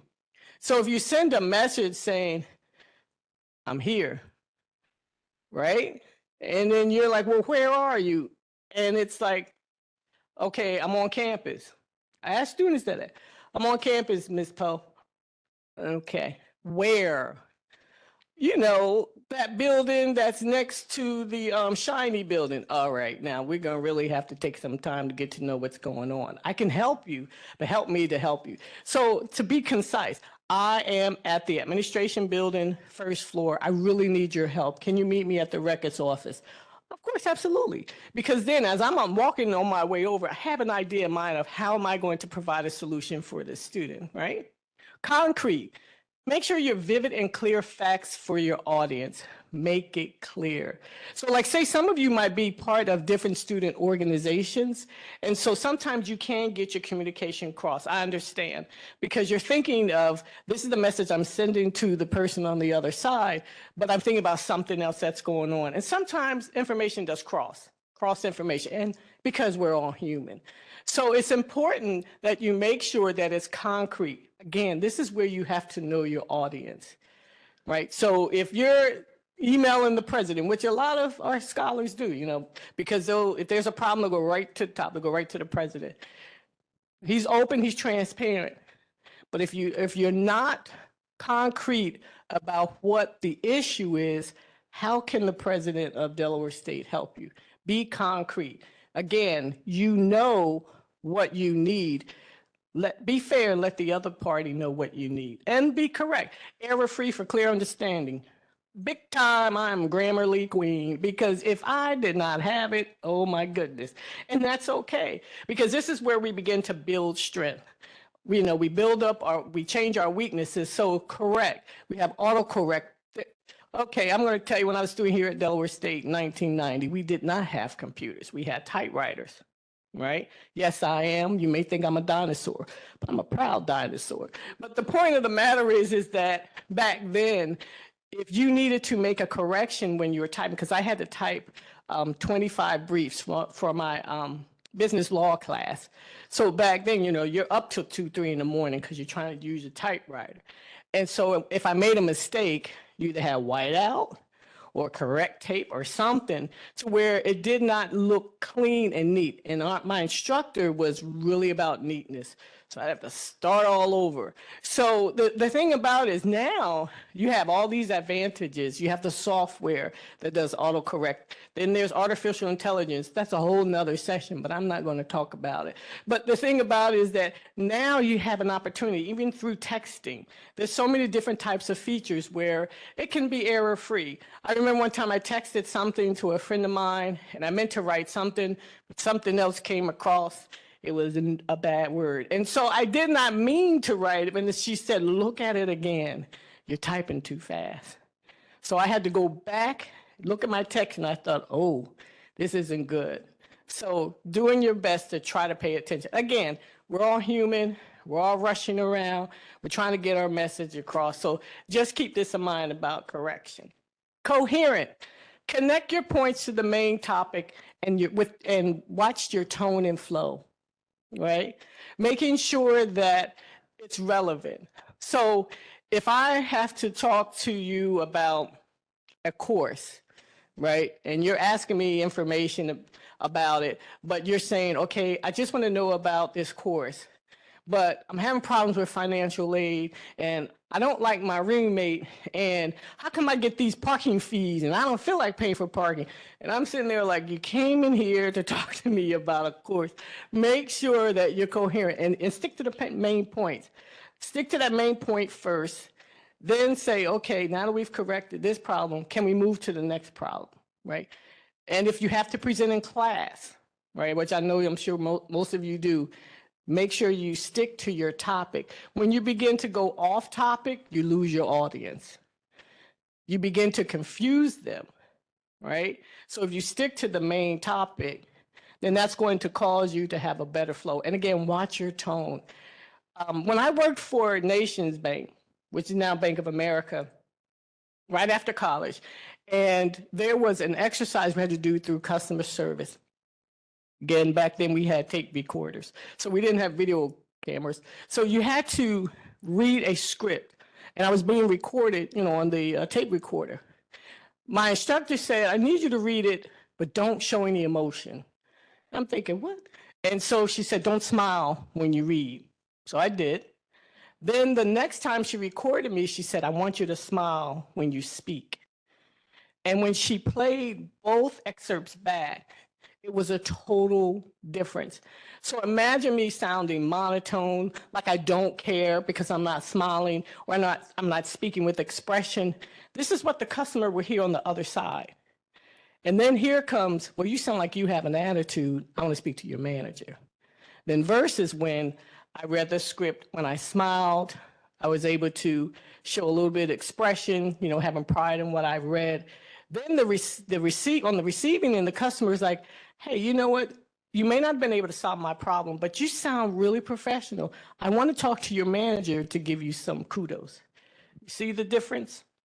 Tone. Sometimes not what, you've heard this before, sometimes not what you say, but how you say it, right? And like I said, if you heard Dr. Dillon, he explained that sometimes we have bad days, and sometimes I have to stop myself. I have to tell the students, listen, I'm sorry, I'm having a rough day. And I'm not passing my anger and my emergency off on you, but I just want you to understand, at this moment, I have a tough time. Let's reschedule a meeting to talk about it when I'm in a better place and you're in a better place, okay? Complete. Inform your audience of detailed information. Is there any action that's necessary? So to make sure that your message is complete, sometimes there may be some action that's necessary. Like you can have a communication if you're a student leader, or if you're in a sorority, or if you're in the Royal Court or SGA, there has to say there's communication and you're speaking to your audience. Sometimes there may have to be some action that's necessary, then versus just me giving you message, right? So in the end, it could be, okay, I heard your message, but I think we need to take some action to do A, B, and C. So that way the communication is now complete. It's not just you speaking to someone and then you walk off and off you go, like Dr. Dillon was saying, he's here to enjoy the conference. If he got up to speak, which was a dynamic message for all of you, and if he said, okay, I'm out, and it's like, okay, well, now, wait a minute, because then there becomes a disconnection. This way, it's complete and courteous. Avoid using a passive-aggressive tone. Transparency and honesty with integrity is everything. I can remember my first public speaking lesson was from my mother. I was 5 years old, and I'll never forget that night. She was holding my younger brother, Kenneth, in her arms. She was feeding him. He must have been about maybe close to a year old. And I couldn't sleep. So she called me into the living room, and she's sitting there feeding Kenneth, and she stood me in front of her, and she said, I need you to read. It was this book, of course, was Little Red Riding Hood. Love that book. But I need you to read it with expression. Now, it's probably like 1 in the morning, but I'm a 5-year-old kid who couldn't sleep for whatever reason. And I'm standing in front of her, and I was reading it. She said, read it again. Read with expression, right? Watch your tone. I kid you not, I was 5 years old. I will never forget. She said, your tone can send a different type of message. If you're reading to me and you have a negative attitude, I'm not going to receive it, right? I'm going to be mad at you because you're mad when you're reading it to me. Like you got a 5-year-old kid, this was my mother, my first teacher. And so as I began to grow and get older and going through, elementary school, she would practice with me about public speaking. When you're in class, back then we had to stand up to read. There was no sitting down. You stand up in the class and you read. If your teacher says read this paragraph, you stand up. But I need you to straighten up your back and watch your tone, right? And so what that does is that those who are on the receiving end, they can tell if you're being passive or aggressive. If Dr. Watson got up here and said, y'all better learn something from this leadership conference. I'm not saying that's how you talk, Doc, but I'm saying this is the difference. she does. Or then versus, you saw when she stood here, how she interacted with all of you. She would turn and she would smile, right? Approachable. That means the message and information that she was giving to each of you was you could tell she cared. She had integrity. All of these 7 C's types of communication really can help you to be an effective communicator. Like I said, when I was putting this together, I learned so much about myself that I definitely have a lot of areas to work in. And when I'm just working fast and I'm sending emails and I'm like, okay, I got to take 3 seconds to read this email before I send it, okay? So here we're going to talk about areas of communication. I was just talking about email. Provide details of your message. What is your purpose? And before you send it, count to 3, if you can. I know everything is fast, but if you're looking at some of the emails, sometimes I'll have to ask someone, okay, can you read this to me? If I sent this to you now, do you understand it? Sometimes Dr. Watson will say, Dr. Poe, what are you writing? What did you mean by that? I wasn't clear. Then I'll say, well, Dr. Watson, I meant this. Well, just put it in the email next time that way, right? Be teachable. Be teachable and listen. Because they're reading what you're submitting in emails. You may think it's fine, but they may think it's not clear. And that's okay, because then the next time you'll think twice about, okay, let me make sure that my message is clear. Texting, social media, know your audience. Proof the text message before sending it. Be conscious of posting appropriate messages and pictures. Because you're college scholars now, you have to be very careful about posting on social media and what you're posting. We're not here to say, okay, we're going to watch every move you make, but you're beginning to move into a different area in your life. So you've gone from high school, now you're in college. Then the next step is you're preparing, whether it's for your career, professional, graduate school, military, whatever the next chapter in your life is. Be very careful. I know that sometimes, we have like TikTok and Instagram and all that. And so sometimes when you post things, people are going to have their opinion about what you post no matter what. That's just the nature of the beast, right? So when you're texting as well, just be mindful of what you're texting and who you're texting to, right? So, okay, let me give an example. This was before texting. Say back in high school, someone calls you, and they mean to call someone else, and they're talking to you. Like, say, for instance, if it's a guy calling a girl, I want to see you, blah, blah, blah. And then they say their name or something, and then it's like, ooh, I didn't mean to call you. I meant to call the other one. Oh, you're in trouble now. What I'm saying is it sends mixed messages. Same thing with texting. I didn't mean to send you that message, Mom. I meant to send the message. Then your mom has a cow because of a derogatory message. Please just be mindful and be conscious and make sure that your messages are appropriate. And especially if you're going for internships, job interviews, these companies have a right to see what your activity and what you're posting.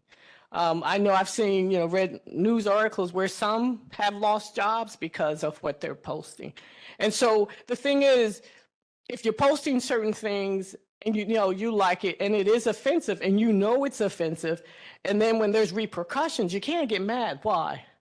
You posted it. Keep that in mind. We're not going to know what's going on in your personal life if you don't tell me, right? Don't make it for the world to see. Class presentations. Follow the assignment guidelines and stick to the script. Practice before presenting.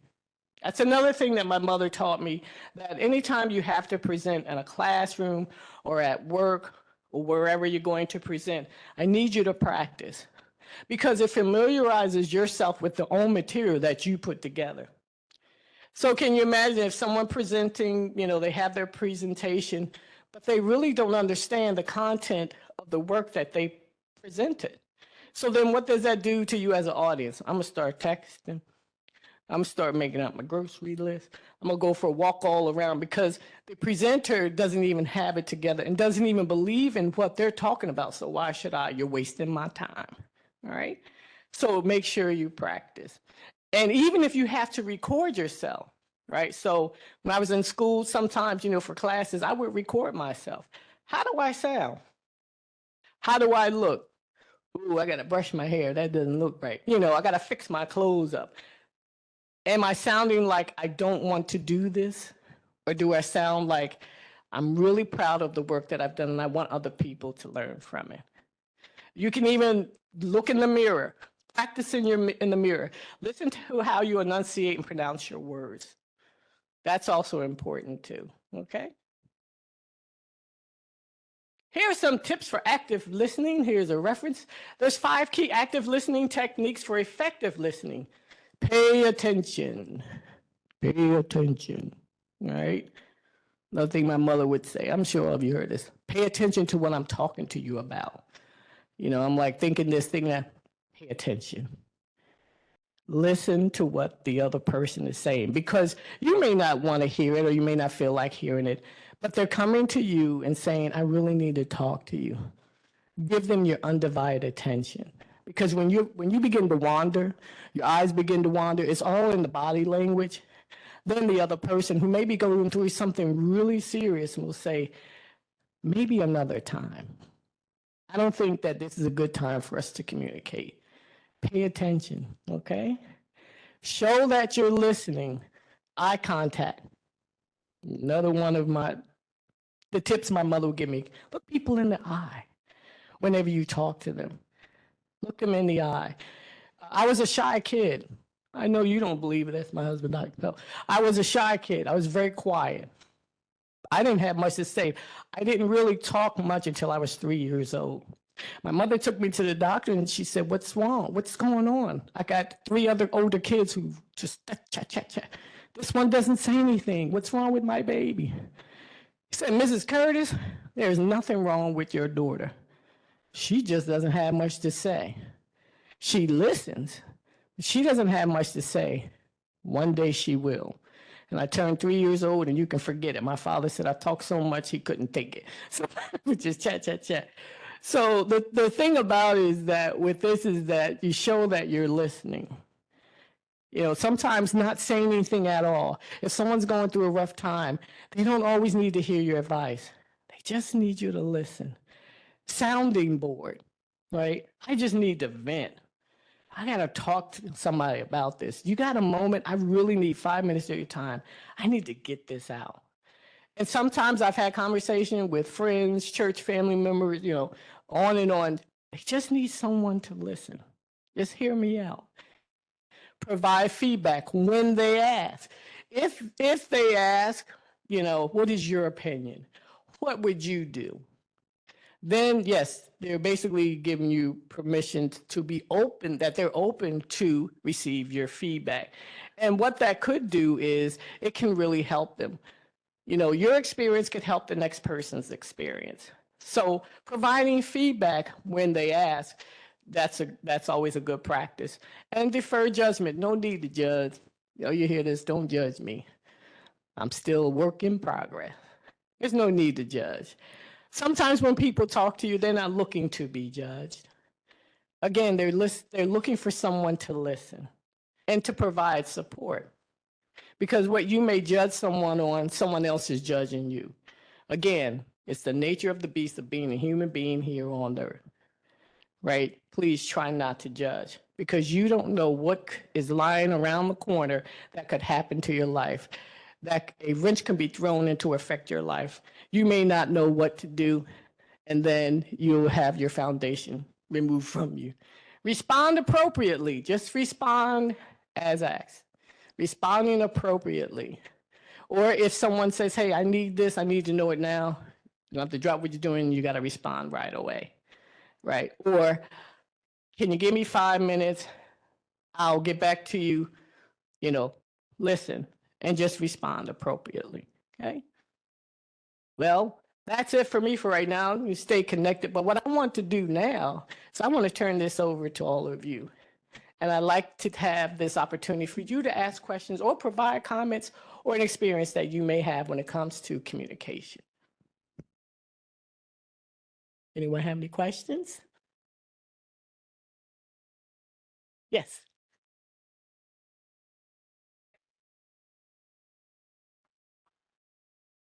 What do you do if your professor or your instructor does not respond to you? Okay. But you can't get them to respond. I understand that. Well, one, what happens is if you send your instructor an email, say it's at 1 p.m. At 1:05, you decide you want to send another email like I haven't heard from you. Trying to reach out to your instructor is not like texting your friends, right? You got to give them time. They may be teaching. Find out what their office hours are. Schedule an appointment, right? Now, there are some instances where sometimes students, you may try to reach out to an instructor. Like I've tried to reach out 3 or 4 times. I've gone to their office. They're not responding. There's nothing up on Blackboard. I don't understand. I really need to take care of this matter in my class. And I understand that because no instructor is perfect. So at that time, what you could do is you can always visit the main office and the department office. So say if it's biology and you really need to settle this matter, but you've had no response from your instructor. You can go to the department office, speak to an administrative assistant, and ask to see if you can schedule an appointment with the instructor, and then if not, then possibly, if needed, the department chair to be able to settle your course matter or whatever the subject may be, right? But if you're emailing your instructor again at 1 o'clock and then 1:05, I haven't heard back. 1:06, when are you going to email me back? 1:07. Come on, I'm going to tell the president. No. Follow the process. Everything has a process. And I understand your matter is important. I understand that, right? So, but you have to be fair, because how would you like it if your instructor says, okay, I'm emailing you at 1 o'clock. Where's my assignment? At 1:03, I don't see it. At 1:04, you got 2 more seconds. At 1:05, you failed that particular class. Right? Be fair. Be fair. But like I said, everything has a process.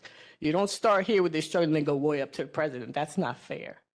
It's a process. Be respectful, but you can still get your point across. Did that help, Ms. Jones? Okay, great. All right. Any other questions? Yes, sir. I think this one works. It's green. It works? Yes. Oh, wow. Hey, everybody. Okay, so I have a question. I mean, it's my personal experience, but maybe somebody else can relate to it.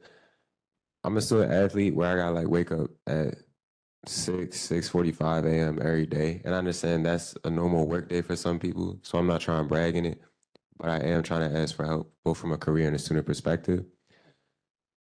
I have like at least 3 times a day where it's between a professor. It could unfortunately be a friend. It could be a family member where I'm on the phone or I'm in person communicating with them or the professor's lecturing.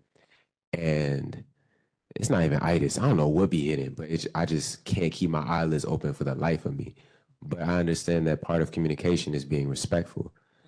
So how do I respectfully excuse myself from, I won't even say high stakes, but just situations where it's probably unfavorable to take a step out? And how do I communicate? It's not you, it's quite literally me. Like I can't do it. So say for instance, if it's a family member or a close friend trying to communicate with you while you're in class. I was just saying, well, A more like realistic example would be, let's say I have a 10 a.m., just got out of a workout. I'm sitting there in class. I want the professor to know that I'm invested, that I care about this class. I care about where my money's going and stuff like that. But at the same time, I probably need like a 5-minute nap. Like, how do I? Oh, okay. How do you make sure that you're still paying attention and class, even though I know because you're exhausted, you know, because you start out extremely early in the morning. What you could do is at the end of the class time, have a discussion with your instructor. Now, they may not be favorable of you, you know, missing class or something like that, but be honest with the instructor and say, you know, it's not you. I'm having a tough time because of my schedule. And I really want to do my best to stay a participant in your class, but I am exhausted. You know, have that discussion, that honest discussion, because I can tell you that instructor more than likely has already heard this conversation 100 times because they've already taught student athletes as well. And you're not being disrespected, you're being honest. You know, have that discussion after class time. And then if there's something where you can work something out with the instructor, whatever the case may be, but let your instructor know, because they're not going to know all the needs of their students in the class. Thank you. Did that help? Okay, you're welcome. Thank you for that example. That's a good one. Yes, me. Hello. I just wanted to ask, you know, there's a lot of situations where you communicate with people that you might not be quite favorable of them, like they might not be the perfect person that you want to communicate with them. So how do you effectively communicate while still, you know, keeping like respectful manner, but also like maybe stating a conflict, you know, within a work environment or school environment? Right. That, I understand. That's a very, very good question. It's sometimes you have to communicate with people that, again, like she was saying, that you may not even get along with, that they might have a stronger personality where no matter how you try to communicate with them, they're always maybe on the defensive side, or they're like, we just don't get along. If you're at work, you know, yes, that's part of it. But try to make sure that when you communicate, it's just strictly about work. You know, if you can, if they start off with, well, what do you want? Say, hey, I'm just here to talk to you about the situation at work. Well, I don't want to talk to you. Okay. Because it does happen. Yeah, it really does happen. Then that's when you say, okay, I really have to get this information to you. And then you start stepping over to your supervisor. You're not snitching. This is a job. Because there are some things that you have to work with your fellow coworkers. Be yourself as far as maintaining integrity. If another person wants to show that they're aggressive, that's their character. But you already know what your character is and what you're built for, right? Maintain, even though sometimes you have to bridle that tongue. Like, oh my goodness. Do your best, if you can, to try not to step out of character, because they're waiting. They'll say, checkmate. I knew you were not that type of person. I knew you didn't have integrity. You're just like me. Maintain your integrity, maintain your honesty. And if you're trying to communicate and they still don't want to listen, then you can step away and say, I did the best that I can. And if it begins to affect your work, again, that's when you have a private conversation with your supervisor. Again, you're not telling. You have to make sure that you continue to do your work at your job. If it's a roommate, you know, that's a little different. It's like, whoo, these roommates, I'm going to tell you. Because everybody comes from different walks of life. They bring their habits and all. It's like, Lord have mercy. Yeah, bad habits. This is where you can teach. This is where you can teach them. They may have never had that. Say, hey, listen, you know, these habits, you've got leaving things around and all this other stuff. This isn't good. And our room is not smelling so good, right? Teach them.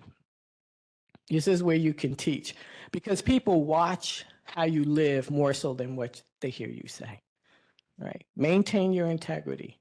And then if you have to vent, go talk to someone that you can confide in. Vent as much as you can that you know that they won't tell. That'll probably be your mama and the good Lord. But vent. But maintain your integrity, please. I know it's not easy. Maintain who you are, okay? All right. I saw a hand in the back. Yes.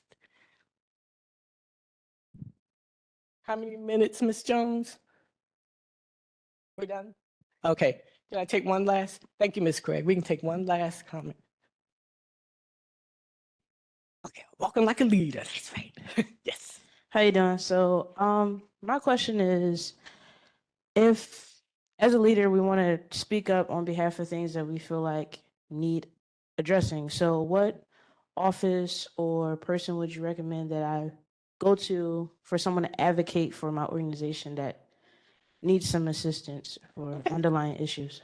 Okay, I believe that would be the Office of Student, it's called OSLE, Student Engagement, right up on the third floor, right? So if you have an organization here, right, you have an organization. Yeah. Then you would go upstairs to the third floor. I believe that's Mr. Leonardman and Mr. Zachary Rogers. That's in that office. Say, hey, we have this organization, but we could really use your help. Because this is all under student affairs. Okay. Right. So that way you could sit down and you schedule a meeting with them and you can discuss, okay, these are the needs and the wants that we have for our student organization, whether it's funding or whatever the case may be. So they're a great office for support. Okay. Thank you. Okay, you're welcome. All right, ladies and gentlemen, I apologize. I have to end this. Thank you so much for participating. And again, it's a pleasure. And continue to be great, and we know you are, so have a great day and enjoy the rest of the conference. We appreciate you coming.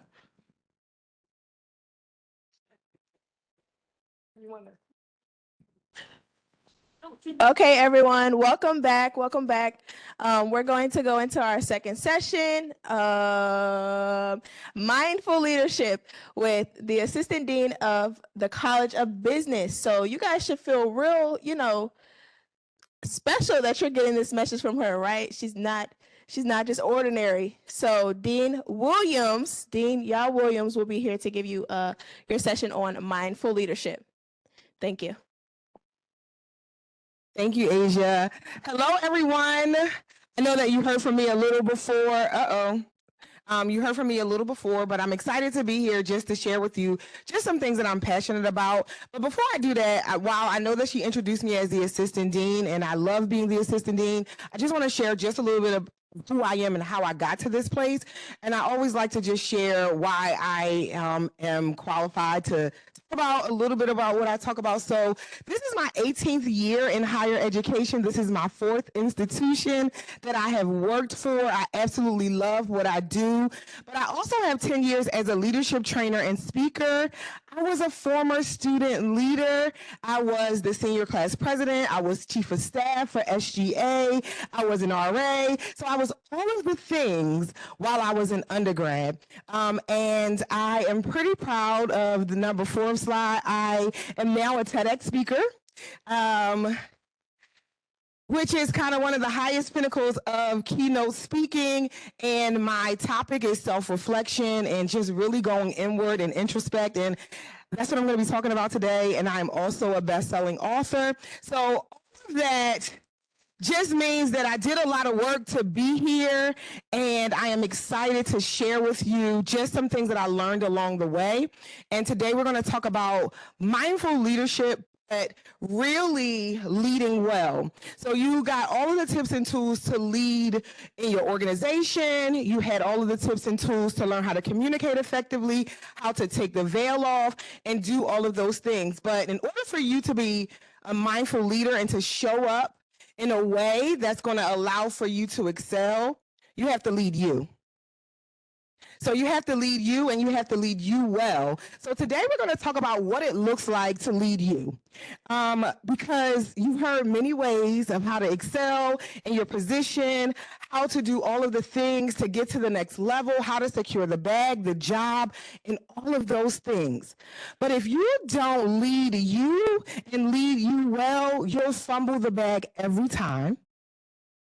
You'll lose opportunities. And when I talk about leading you well, leading you looks different than leading other people. And it looks different at every stage of your life. So how you became a student leader and how you led your freshman year should not be how you're leading your senior year. How I'm leading today should not still be reminiscent of how I led when I was a student, right? So there has to be some growth, there has to be some elevation and evolution, but it includes making your mental and emotional health a priority. We talk about it all the time, mental wellness, mental health, all of those things, and we know and understand that in our culture and our demographic, it is still, with all of the advances, very taboo. So today, I want to talk for a little bit about a cycle that we have in therapy, counseling. I have a master's degree in counseling, marriage and family, and education. So I couple my business degree, my master's degree in counseling to give the outcome that I give today. So I believe that every part of my journey led me to be here today. So there's a cycle that we learned, and it's called the think, feel, act cycle. Anybody heard of that before? Think, feel, act. It's a cycle that says that a certain situation will make you think a certain way, then will have you to feel a certain way, and then you'll behave based on that. You think somebody was talking about you, so now you feel a certain way, so therefore you're going to treat them in that way. Somebody said something to you that made you feel that you were disrespected, and from there, you act, right? So you see how the correlation between what I think now dictates how I feel, and that's how I'm going to show up, right? So I gave you examples of other people. But what do you think about yourself that's making you feel a certain way in the room, and that's either going to have you to step up or shrink back? So when you think about how you're leading, I have a question for you. How are you leading you? How are you leading you? It's wonderful that you have this leadership skills, you have these roles, these responsibilities, but how well are you leading yourself? So I want you to think about that for a minute, how you're leading and nurturing you. Because I believe in two different schools of thoughts. One is the social change model that says that leadership is purposeful, it's collaborative, and it's value-driven, right? So if being a leader is more about intention rather than a role or a title or the responsibility, it leads me to my second school of thought is we show up and lead based on our emotional and mental wellness. Right? So we can't lead professionally. We can't lead our academic career. We can't lead anyone if we aren't leading ourselves personally. So when you think about how you lead, I want you to think about it as a relationship, how you're leading yourself as a relationship. You don't have to share, but I'll give the opportunity to share. So you know how we have these relationship status. I'm dating myself because on Facebook, you could put whether you're single, it's complicated, you're in a relationship, you know, all of those things. I know that's not really on Instagram, TikTok, and all of that, but you know what I'm saying. So I want you to think about that. And the concept of leading yourself starts with you looking in the mirror. So I'm going to give you how will you evaluate your relationship right now with your thoughts and your emotions and yourself? So one is, I'm not even in a relationship with me. Child, I don't even pay attention. We just out here, right? Two, it's complicated. See each other every now and then. We in a little like situationship, you know, my little sneaky link with myself. Like I don't really pay myself that much attention. Three, we dating exclusively. We made it past the talking stage. I know how to manage my emotions, my mental. Some days I get a little caught off guard, but here, right? And four, it's we locked in, ain't no switching up. I got this. I got me. I know what I'm doing. I know what I need. This is who I am. So I want you to think about that as it relates to you leading you and how you nurture you. And if you want to share, you don't have to share why you are where you are because we don't need everybody in our business, right? But if you care to share, tell me where you at, 1 through 4. All right. You at a 2? All right, we got a 2. Yes, ma'am. She at a 4. Ain't no switching up. You at a 3? Oh, we're there. We're getting there? All right. 2. At a 3. All right, so, I mean, who's at a 1? Be being honest. Like, who's at, okay, all right, because I was like, wait, so there's no ones in the room? Like, everybody here? You got a question? Yes, ma'am.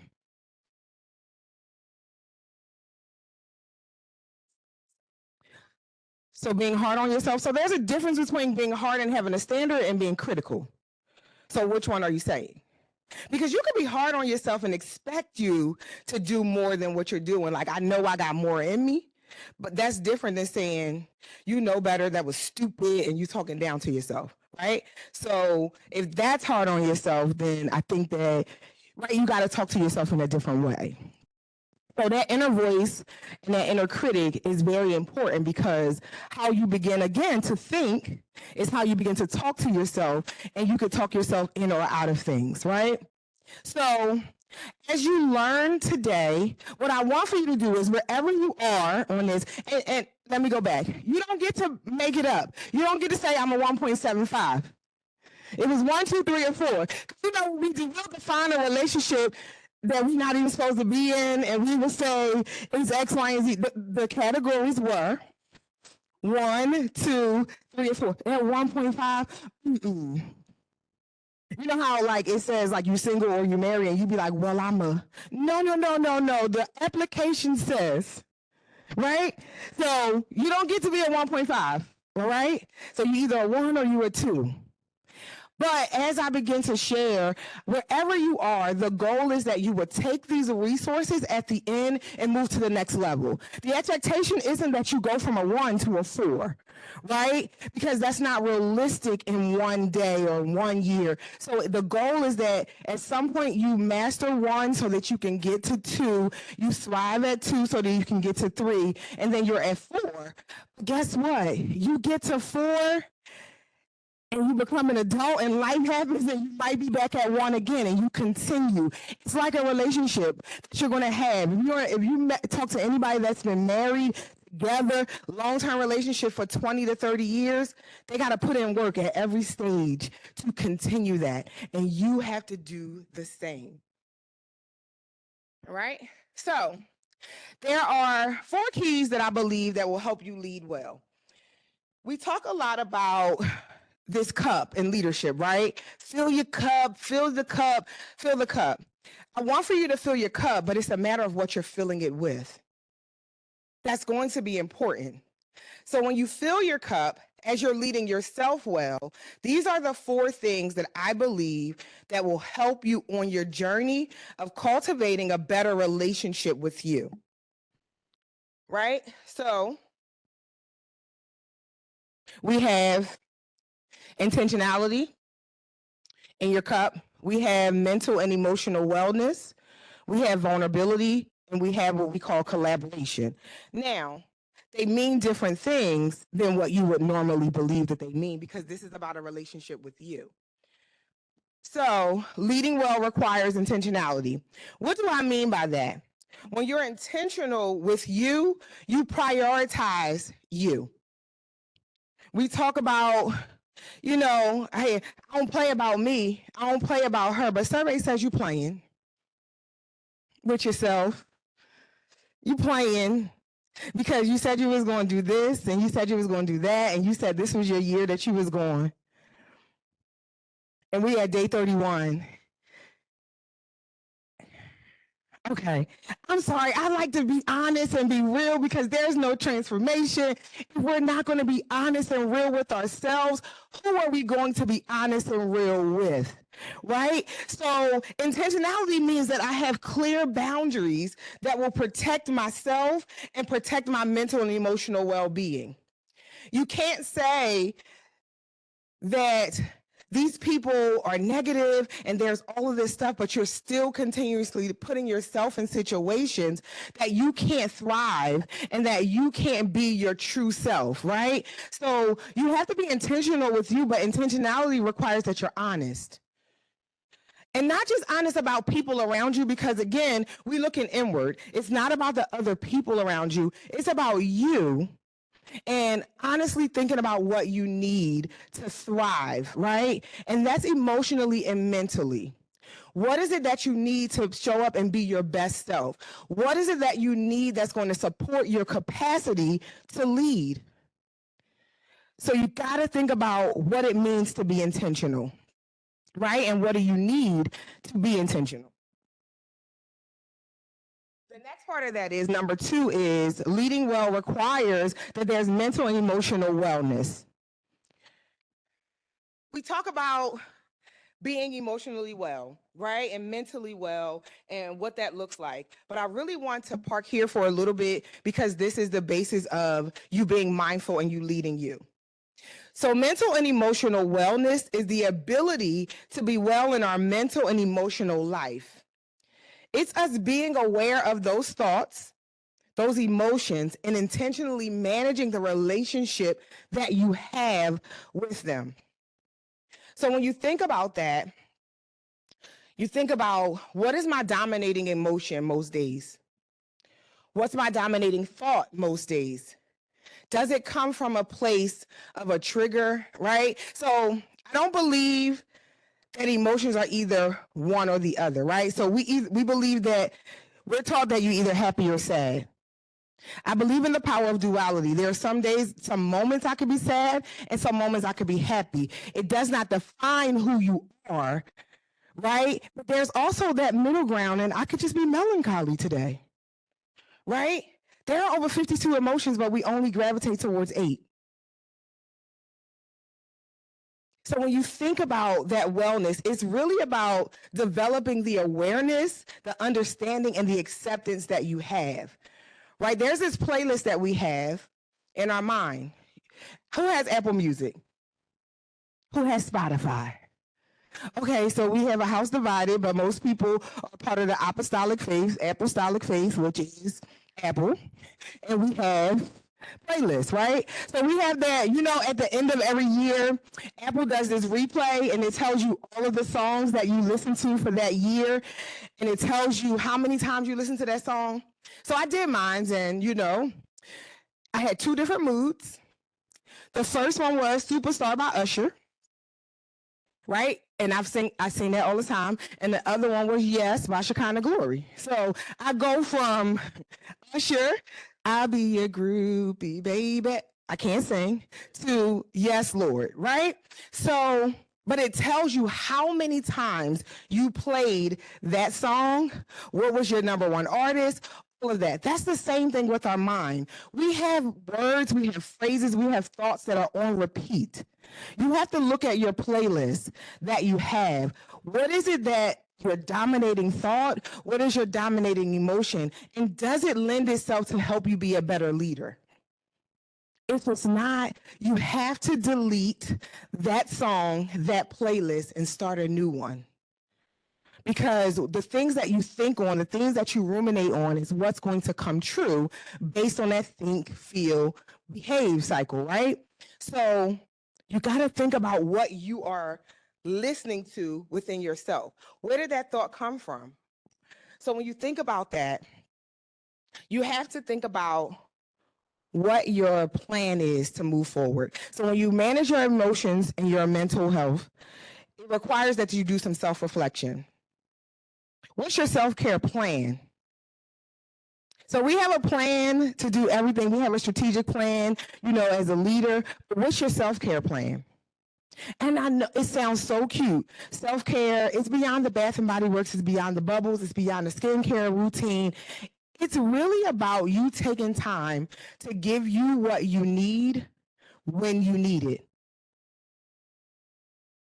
But I want you to also have a trigger plan. What do you do when you're triggered? What's going to calm you down? What are those things that you need to take you out of anxiety, take you out of insecurity, take you out of those things? What is that for you that's going to help you? Music is the thing for me, right? I have a playlist that says, "Yeah, you got this." And it's only songs that's going to remind me of who I am and take me to a space so that I can remember, right? Journaling is something that's important to me. It allows me to get those feelings out and put them on paper and be able to look at them. Exercising is that for me too, right? So you got to think about what your plan is when you get triggered. There was somebody over here that was an athlete that said that they're tired and that's you. So, I thought about not just about you having better time management, but what do you need when your body begins to shut down? You have to have a plan that's going to help you, because there are going to be professors that's going to be okay with that. And then there's going to be professors that's going to be like, you got to learn to do both, right? And that's the reality of what we live in. So if they can't give it to you, what are you giving to yourself when you're in those spaces to give you what you need? Because once you learn how to give yourself what you need, you won't always look outward to get it. You got to lead you first. Okay? So this is what the business in me, this is a SWOT analogy, right? Analysis. So strengths, your weakness, your opportunities, your threats. We use that when we're making business plans, but you also use that for yourself. What are your strengths? When are you performing at your best? What do you notice about yourself? Right? What are those things that you do well? And when you go over to the weakness, how can I begin to improve what those things are? I don't believe personally that we have weaknesses. I believe that we have limitations and opportunities to learn. There's a lot of times we don't know, so we don't do. When we learn it, hopefully we do it. Then there's opportunities. What trends do I see within myself? How can I take advantage of those things? And then the last one is threat. What is likely to cause me personal imbalance? Is my attitude likely threat if I don't manage it well? It was my mouth for me. Sarcasm. Saying what's on my mind, right? That's just how I am. No, it's not. That's how I learned to be, to protect myself. And am I in an environment that I need to do that? No. So I don't need to get smart all the time. I don't need to be sarcastic. That's a learned behavior. But that is not going to take me far unless I want to be known as that leader. And I don't. There's a difference. So you got to take a look at where you show up for you and move forward. Number 3 is vulnerability. And when we think about being vulnerable, so my favorite researcher is Brene Brown. When you get a chance, just research her. She's amazing. She doesn't really seem like a researcher, but vulnerability requires that you connect with your emotions. And there's a difference between being transparent and being vulnerable. Transparent is saying, there are times when I don't feel like doing it. Vulnerability is, I don't feel like doing this because it reminds me of X, Y, and Z, or I'm sad right now, or I feel that I'm not qualified to do this. You see the difference between, people can be transparent with you and you can say, yeah, I'm having a bad day, but vulnerability takes it a step further. And I'm not asking that you be vulnerable with other people. I'm asking that you be vulnerable with yourself first. Practice vulnerability with you. What am I feeling? What does this remind me of? Why do I feel that? Yes, ma'am.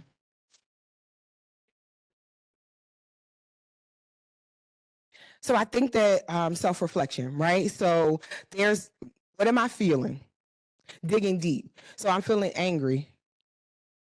Why am I angry? My feelings are hurt because, right? Or I'm overwhelmed, but it's coming off that I'm cranky. Right? I took on 21 credits. I am a student leader. I'm doing X, Y, and Z. I didn't know it was going to be like this. My team not pulling their weight. I got to be the vice president, the secretary, the treasurer, and everything else. So right now, I don't know if I want to do this because I didn't count the cost. I didn't know that these other people weren't going to pull their weight. So I got to look at, what does this make me feel? And then what can I honestly do about it? Can't control other people, but what do I have capacity for? Something has to fall by the wayside, but it cannot be me, because the first part of that is a student leader. I can't lead if I'm not being studious. Okay? So when we think about it, that's what it is. Vulnerability is the best measure of courage. It's you being honest and sitting with those feelings by yourself, right? But it's also taking a moment to say, this is what I need. It's allowing yourself to have those moments. You could be sad, you could be angry, but we're just not going to blow up the balloons and put out the party for it. You could take your time to do it so you don't just be like, I'm going to just move through that. Because moving through that then allows for it to fester. It allows for you to have resentment towards your board that's not doing what they're supposed to do. It allows for you to now look at people and not like them. You're not going to like everyone, but you're personalizing it. You don't like what they're not doing, or they're not handling the role, or you don't like them as a person. That's different, right? So when you're vulnerable, you can really cipher through and decipher which one that is. It's really being honest about what you need and what you can do. So then the last one is collaboration. And when I say collaboration, I'm not talking about teamwork. I'm talking about, we like to call it, and you may have heard this term before, who is on your personal board of directors? Anybody heard of a personal board of directors? Okay, a few people. So a personal board of directors is people that you go to that knows you, that you could be vulnerable with, that's going to help you, right, in different areas. So that's made up of, if you're faith-based, you have a personal director that's on your board, that's spiritual, that may need to pray you through some stuff so you don't say the wrong things, that you don't do the wrong things, that activate you in your faith. Then there's a mentor, right, that's going to help you get to the next level. There may be a coach that you need for weight loss. So you see, it's a board of people for you, that's your circle, that's going to help you through. And when you can't get yourself out of your mental and emotional state, you should be able to call somebody on that board to help you through, right? And sometimes it doesn't always have to be your peers. Right? It could be people at home. I know sometimes you don't want to call home, you don't want to talk to your mom or your grandmom, but those are the people that can help you through, right? So think about, that's going to be your homework, get you a board of directors. You can start off with just 3 people. 3 people. Somebody that you identify that can speak life into you, somebody that's going to challenge you to grow and be better, and somebody that's going to help you get to your next level. Now, you don't ask random people to do that, right? They have to have some vested stock in you and be able to know you enough that they can say stuff that you don't like. But it's collaborating with you to help you be the best leader, the best you, the best version of yourself. If you're going to lead well, you have to lead you. You cannot lead in other areas better than you're leading yourself. So in conclusion, I want for you to think about how you're leading yourself, what you need, what are the resources that you need to move you from wherever you are in that relationship to the next level. I want for you to actively put into practice this semester how you're going to go from the 1 to the 2 to the 3, or the 3 to the 4. If you're at the 4, what do you need to sustain that? What are you going to need when life happens so that you can continue to be that? So that you can continue to live a life that you are pleased with, and that you will lead from a space from within and not based on a role or a title, because that'll change. But at the core of who you are you leading yourself? So I am done. I want you to think about this as you leave for you, and you can talk to me afterwards. What do you think out of these 4 would be the hardest for you to implement, and why? I'll stay behind. I'll be here. I'll be in the back. So if you want to talk about that, if you want to get some resources, but it's just something for you to think about. So thank you so much. That's my LinkedIn. That is my email address. And I look forward to seeing you all. I am located in the Bank of America building, Suite 106. Thank you.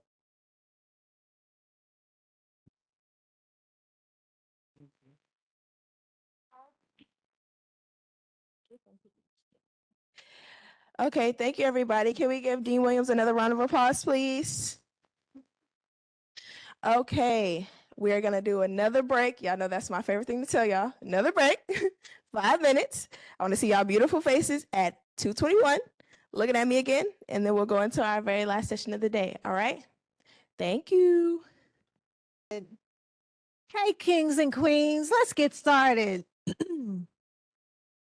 On the last session for the day.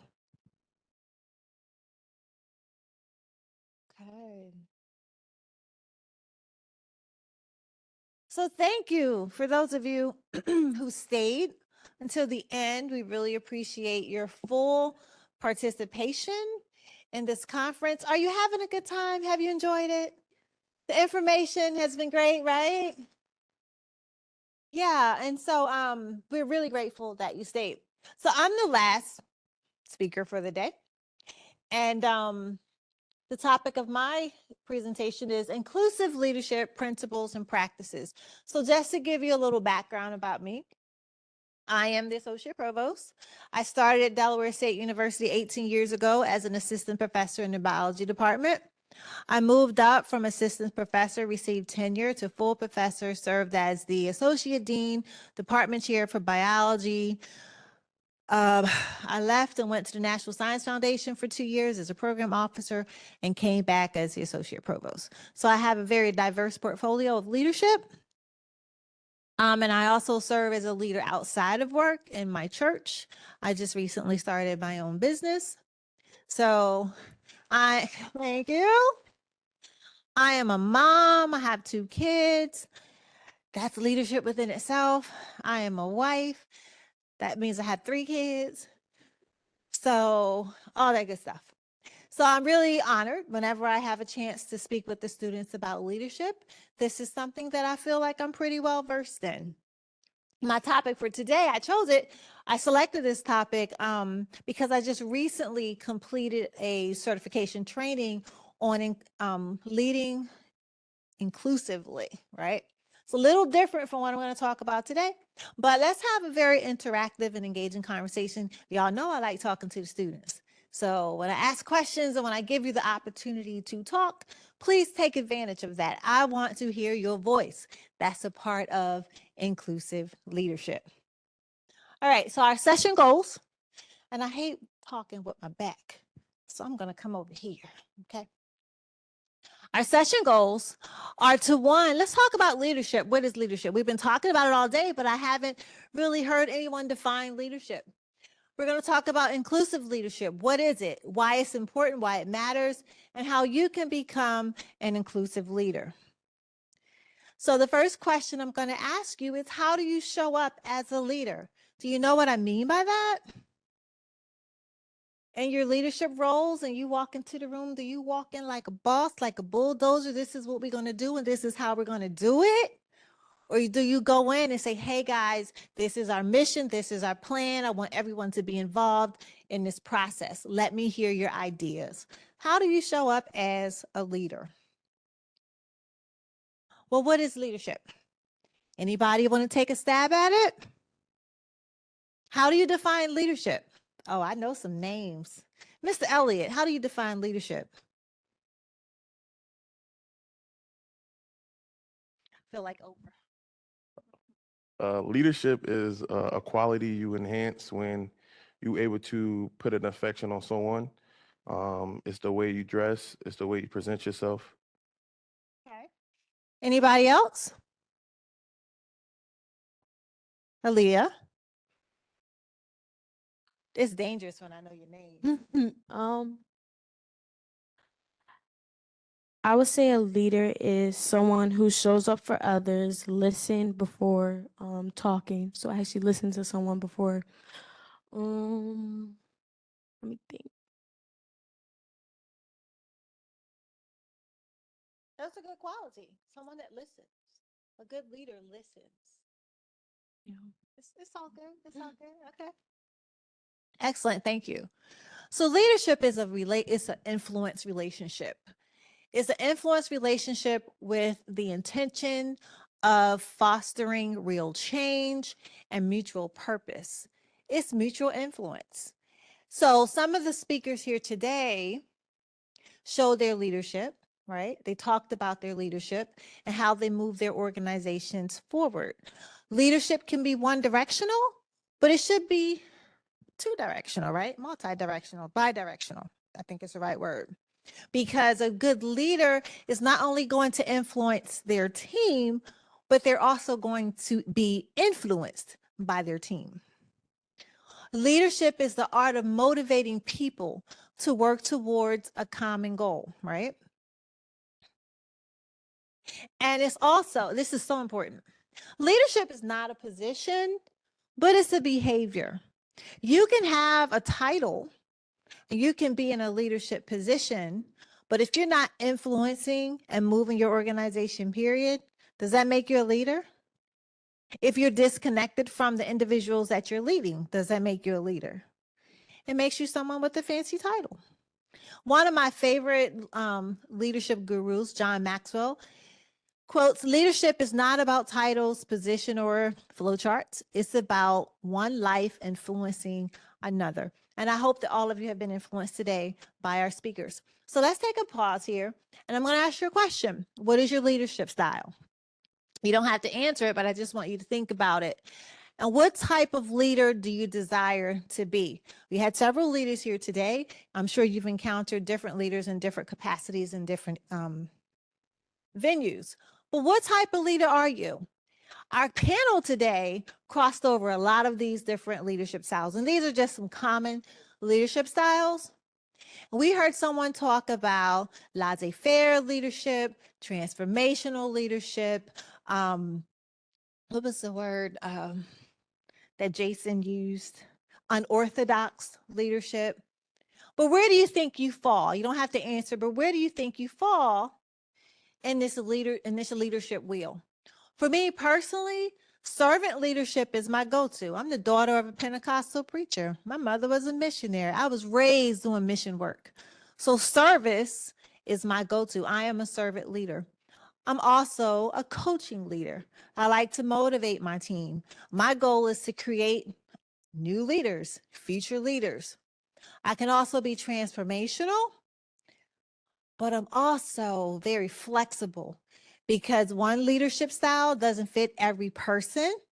And I have to be able to pivot at any given moment, depending on the situation that I'm in and who I'm dealing with.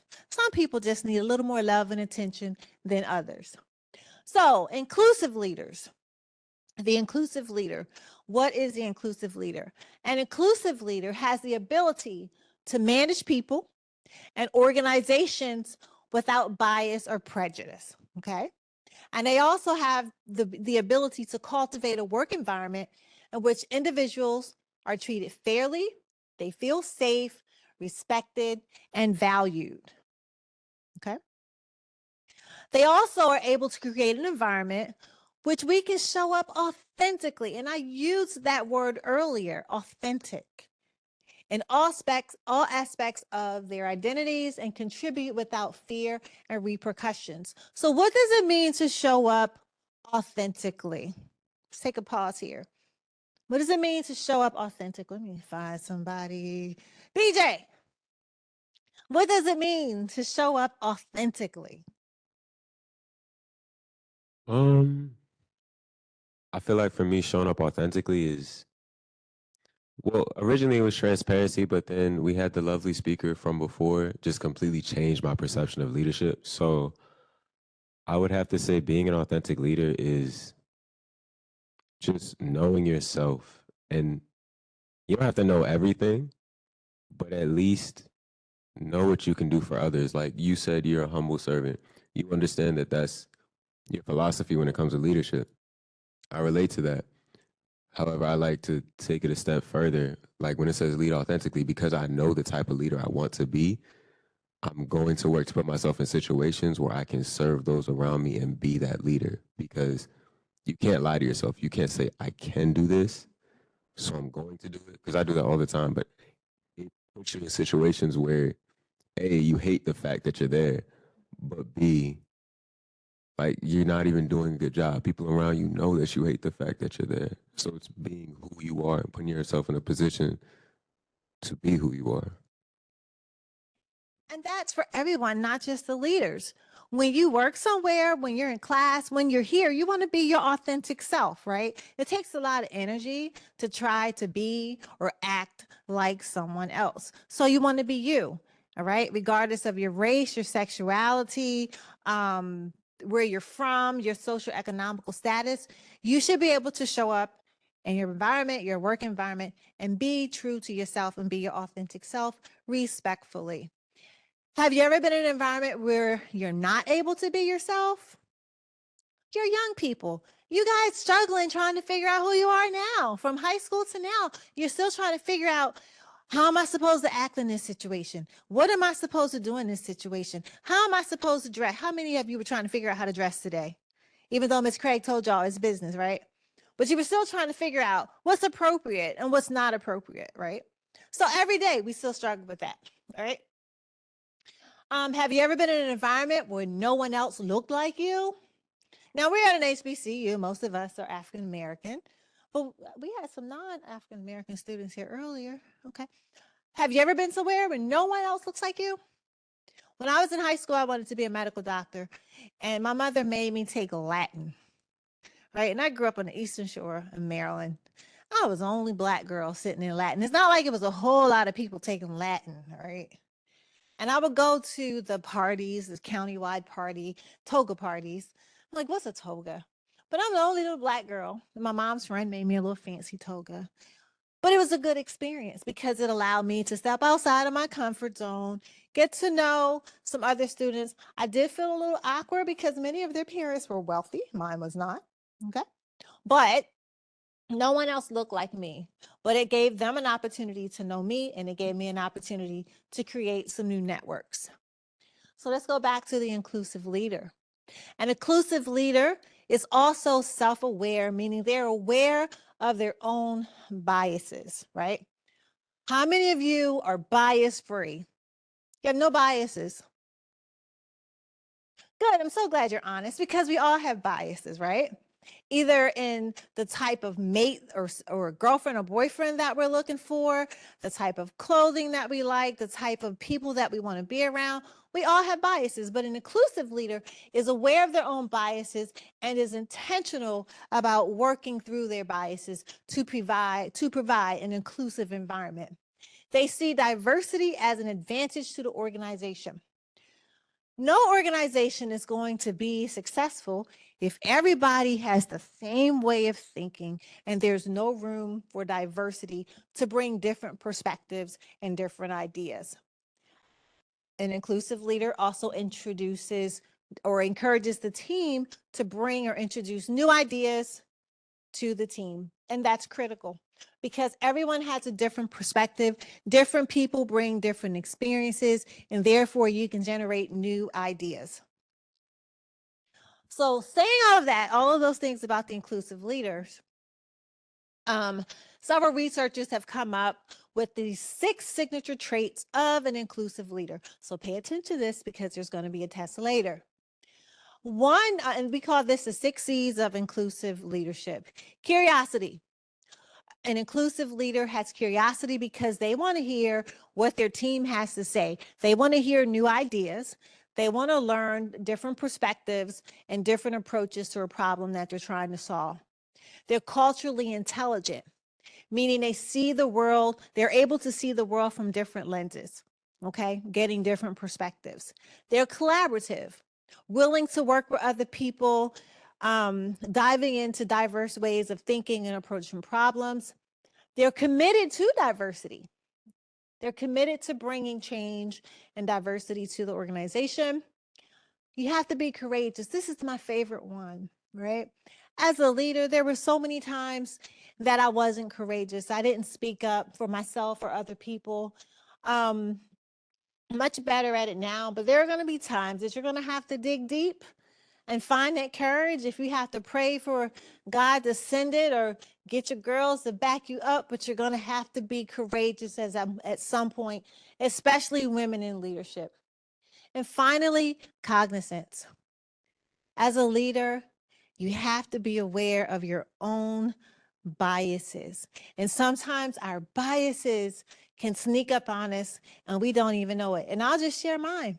I only wanted to go to an HBCU. I didn't want to go to a PWI. I wanted to be around my people. I wanted to learn from my people. Now I work at an HBCU because I want to teach my people. That's a bias that I have to work through. And as Delaware State started diversifying even more, I was looking a little side-eye at the population, like, what's going on, right? That's a bias that you have to be intentional about working through. And I'm really glad that DSU has started diversifying its student population because it brings a totally different perspective to my teaching, my mentoring, and my motivating students. Well, why is inclusive leadership necessary? Do you want everyone in the organization to have the same thought processes, the same experiences, the same ideas? Is the organization going to grow and move forward? Absolutely not. But inclusive leadership is necessary because we want everyone in the organization to be a part of the growth and development of the organization. It increases employee morale and retention. I lead a very large unit on campus, and employee morale and retention is very important to me. I don't micromanage. I want them to think out the box. If I have a vision for something, I say, here it is, cultivate it, make it work. And this conference is an example of that because this was a vision that I had, turned it into a proposal. I hired Miss Craig. She developed it and made it happen. So thank you, Miss Craig. That's right. It's necessary because diversity brings new ideas and innovative ideas. Okay. So, do you consider yourself an inclusive leader? Yes? How so? What makes you an inclusive leader? Oh, let me bring you the microphone. Let's hear your voice. I feel as though I'm an inclusive leader because with my team, like you say, you don't micromanage, but also knowing who you have and what their strengths and their weaknesses and things that they have to work on and being able to provide that for them. That's excellent. And she said something that's very important. She knows who her team members are, what their strengths are, what their weaknesses are, and you have to be able to maximize that and tap into that. So as a leader, you need to get to know your team. You're not untouchable. Don't be standoffish. You really need to engage, okay? Think about the leadership characteristics that you have. Remember the 6 C's? What are they? Curiosity, commitment, cognizance, collaboration, cultural intelligence, commitment, we said commitment, courage, my favorite, okay? And how can you become a more inclusive leader? That's the question we're going to answer now. So steps to becoming an inclusive leader: identify and reflect on your own biases, facilitate open and positive discussion with colleagues. Who's willing to have those hard conversations sometimes that you just got to have? Absolutely. And once you have those conversations and you work through some things, you realize that your working relationship can be so much better. Encourage your team to open up and speak up, right? Give and accept constructive feedback. How many of you take constructive criticism well? Let's be honest. Some days we do, some days we don't. Sometimes we show up and we think we're on our A game and we're rocking it out, and someone criticizes us and we're like, what are you talking about? I did a great job on that. How dare you tell me that I could have done it better or differently, right? It's a little, it hurts your feelings. I'm gonna be honest. I get my feelings hurt all the time because I'm like, I'm on my A game. But you have to be able to accept constructive criticism, but you also need to be able to give constructive criticism and understand what constructive criticism is. Encourage your team to share their thoughts and ideas, all right? And that's so important because if you have people, you know they're intelligent, you know they have new ideas, but they're at their meeting, they're showing up, but they're not participating, How are you going to get them to be a part of the challenge, right? To be a part of the conversation. And listen. Who said listening is a part of inclusive leadership? Aaliyah said it. Listening is so important. And not just listening with your ears, but listening with an open heart and an open mind, and be willing to receive new ideas, new concepts, to really hear what that person is saying. So listening is important. And also embracing different perspectives, all right? Your way might be really good to solve a problem, but there are also other ways that you should take into consideration. And invest resources in inclusion and create connections. So here's our little test. On the right, you have the 6 C's of inclusive leadership. And then on the left, you have the actions of inclusive leadership. So whoever gets it right gets a prize. All right. So number 1, deepen your self-awareness. Which of the 6 C's does that match with? Raise your hand. I think your hand was up first.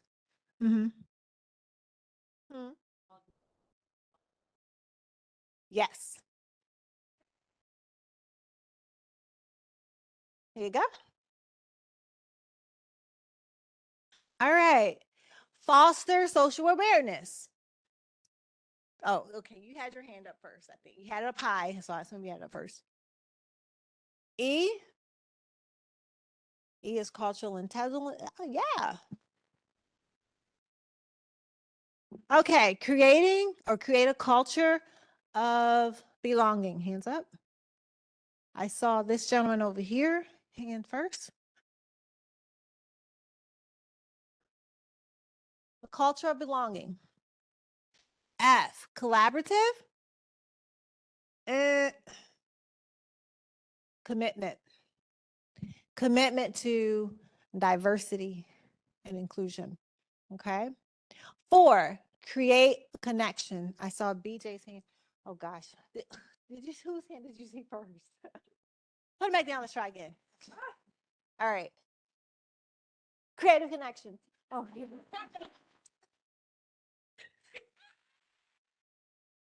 okay. I did see your hand go up. Okay. F. F. Okay.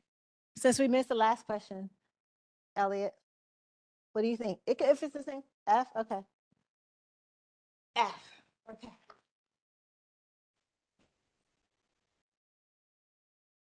Right.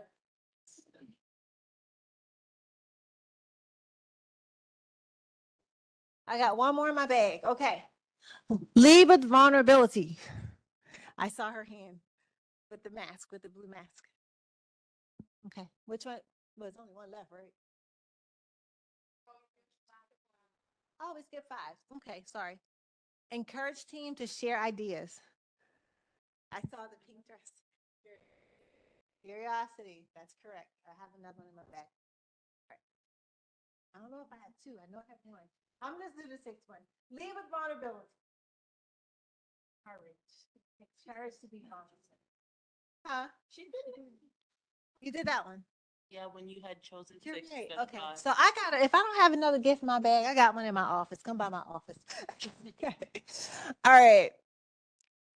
So if you're interested in seeing just how much of an inclusive leader you are, you can visit this website and take the Inclusive Leader Self-Assessment. I took it this morning. I scored a 66, which tells me I am a highly inclusive leader, which I was very happy about, because we can say we're inclusive, but really not be inclusive, right? Until we take the assessment. Of course, we think highly of ourselves, but you have to take the assessment and be very honest with the questions. As you grow in your leadership, okay? As you grow in your leadership, I encourage you to really consider the 5 C's of inclusive leadership. But like I said, my favorite is courage. You have to be courageous. As a woman, the battles are so much different for us. So you're going to have to be courageous. And brothers, I need you to be allies to the sisters, because there are situations, if you see that someone is not being treated fairly, speak up. That takes courage to speak up and be honest. So thank you. My office is located in the library room 232.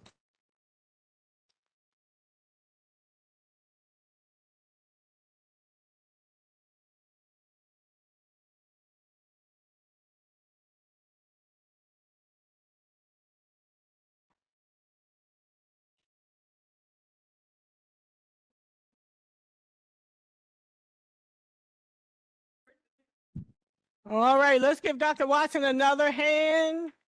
Give yourselves a hand.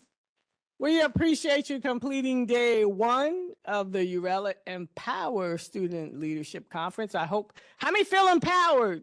Since this, woo, yeah, woo, yay. I feel empowered too, yay. This is great. So listen, tomorrow is the final day, day 2 of the second part of our leadership conference. What I'd like you to do is everybody invite someone to come tomorrow. They can register on site.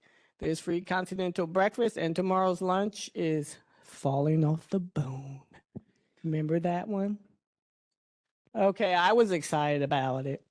Anyway, that's the name of the food truck that's going to come out. We'll have lunch right here in the parlors, and we'll have our expo. Our vendors will be out here in the main lobby, out here on the second floor.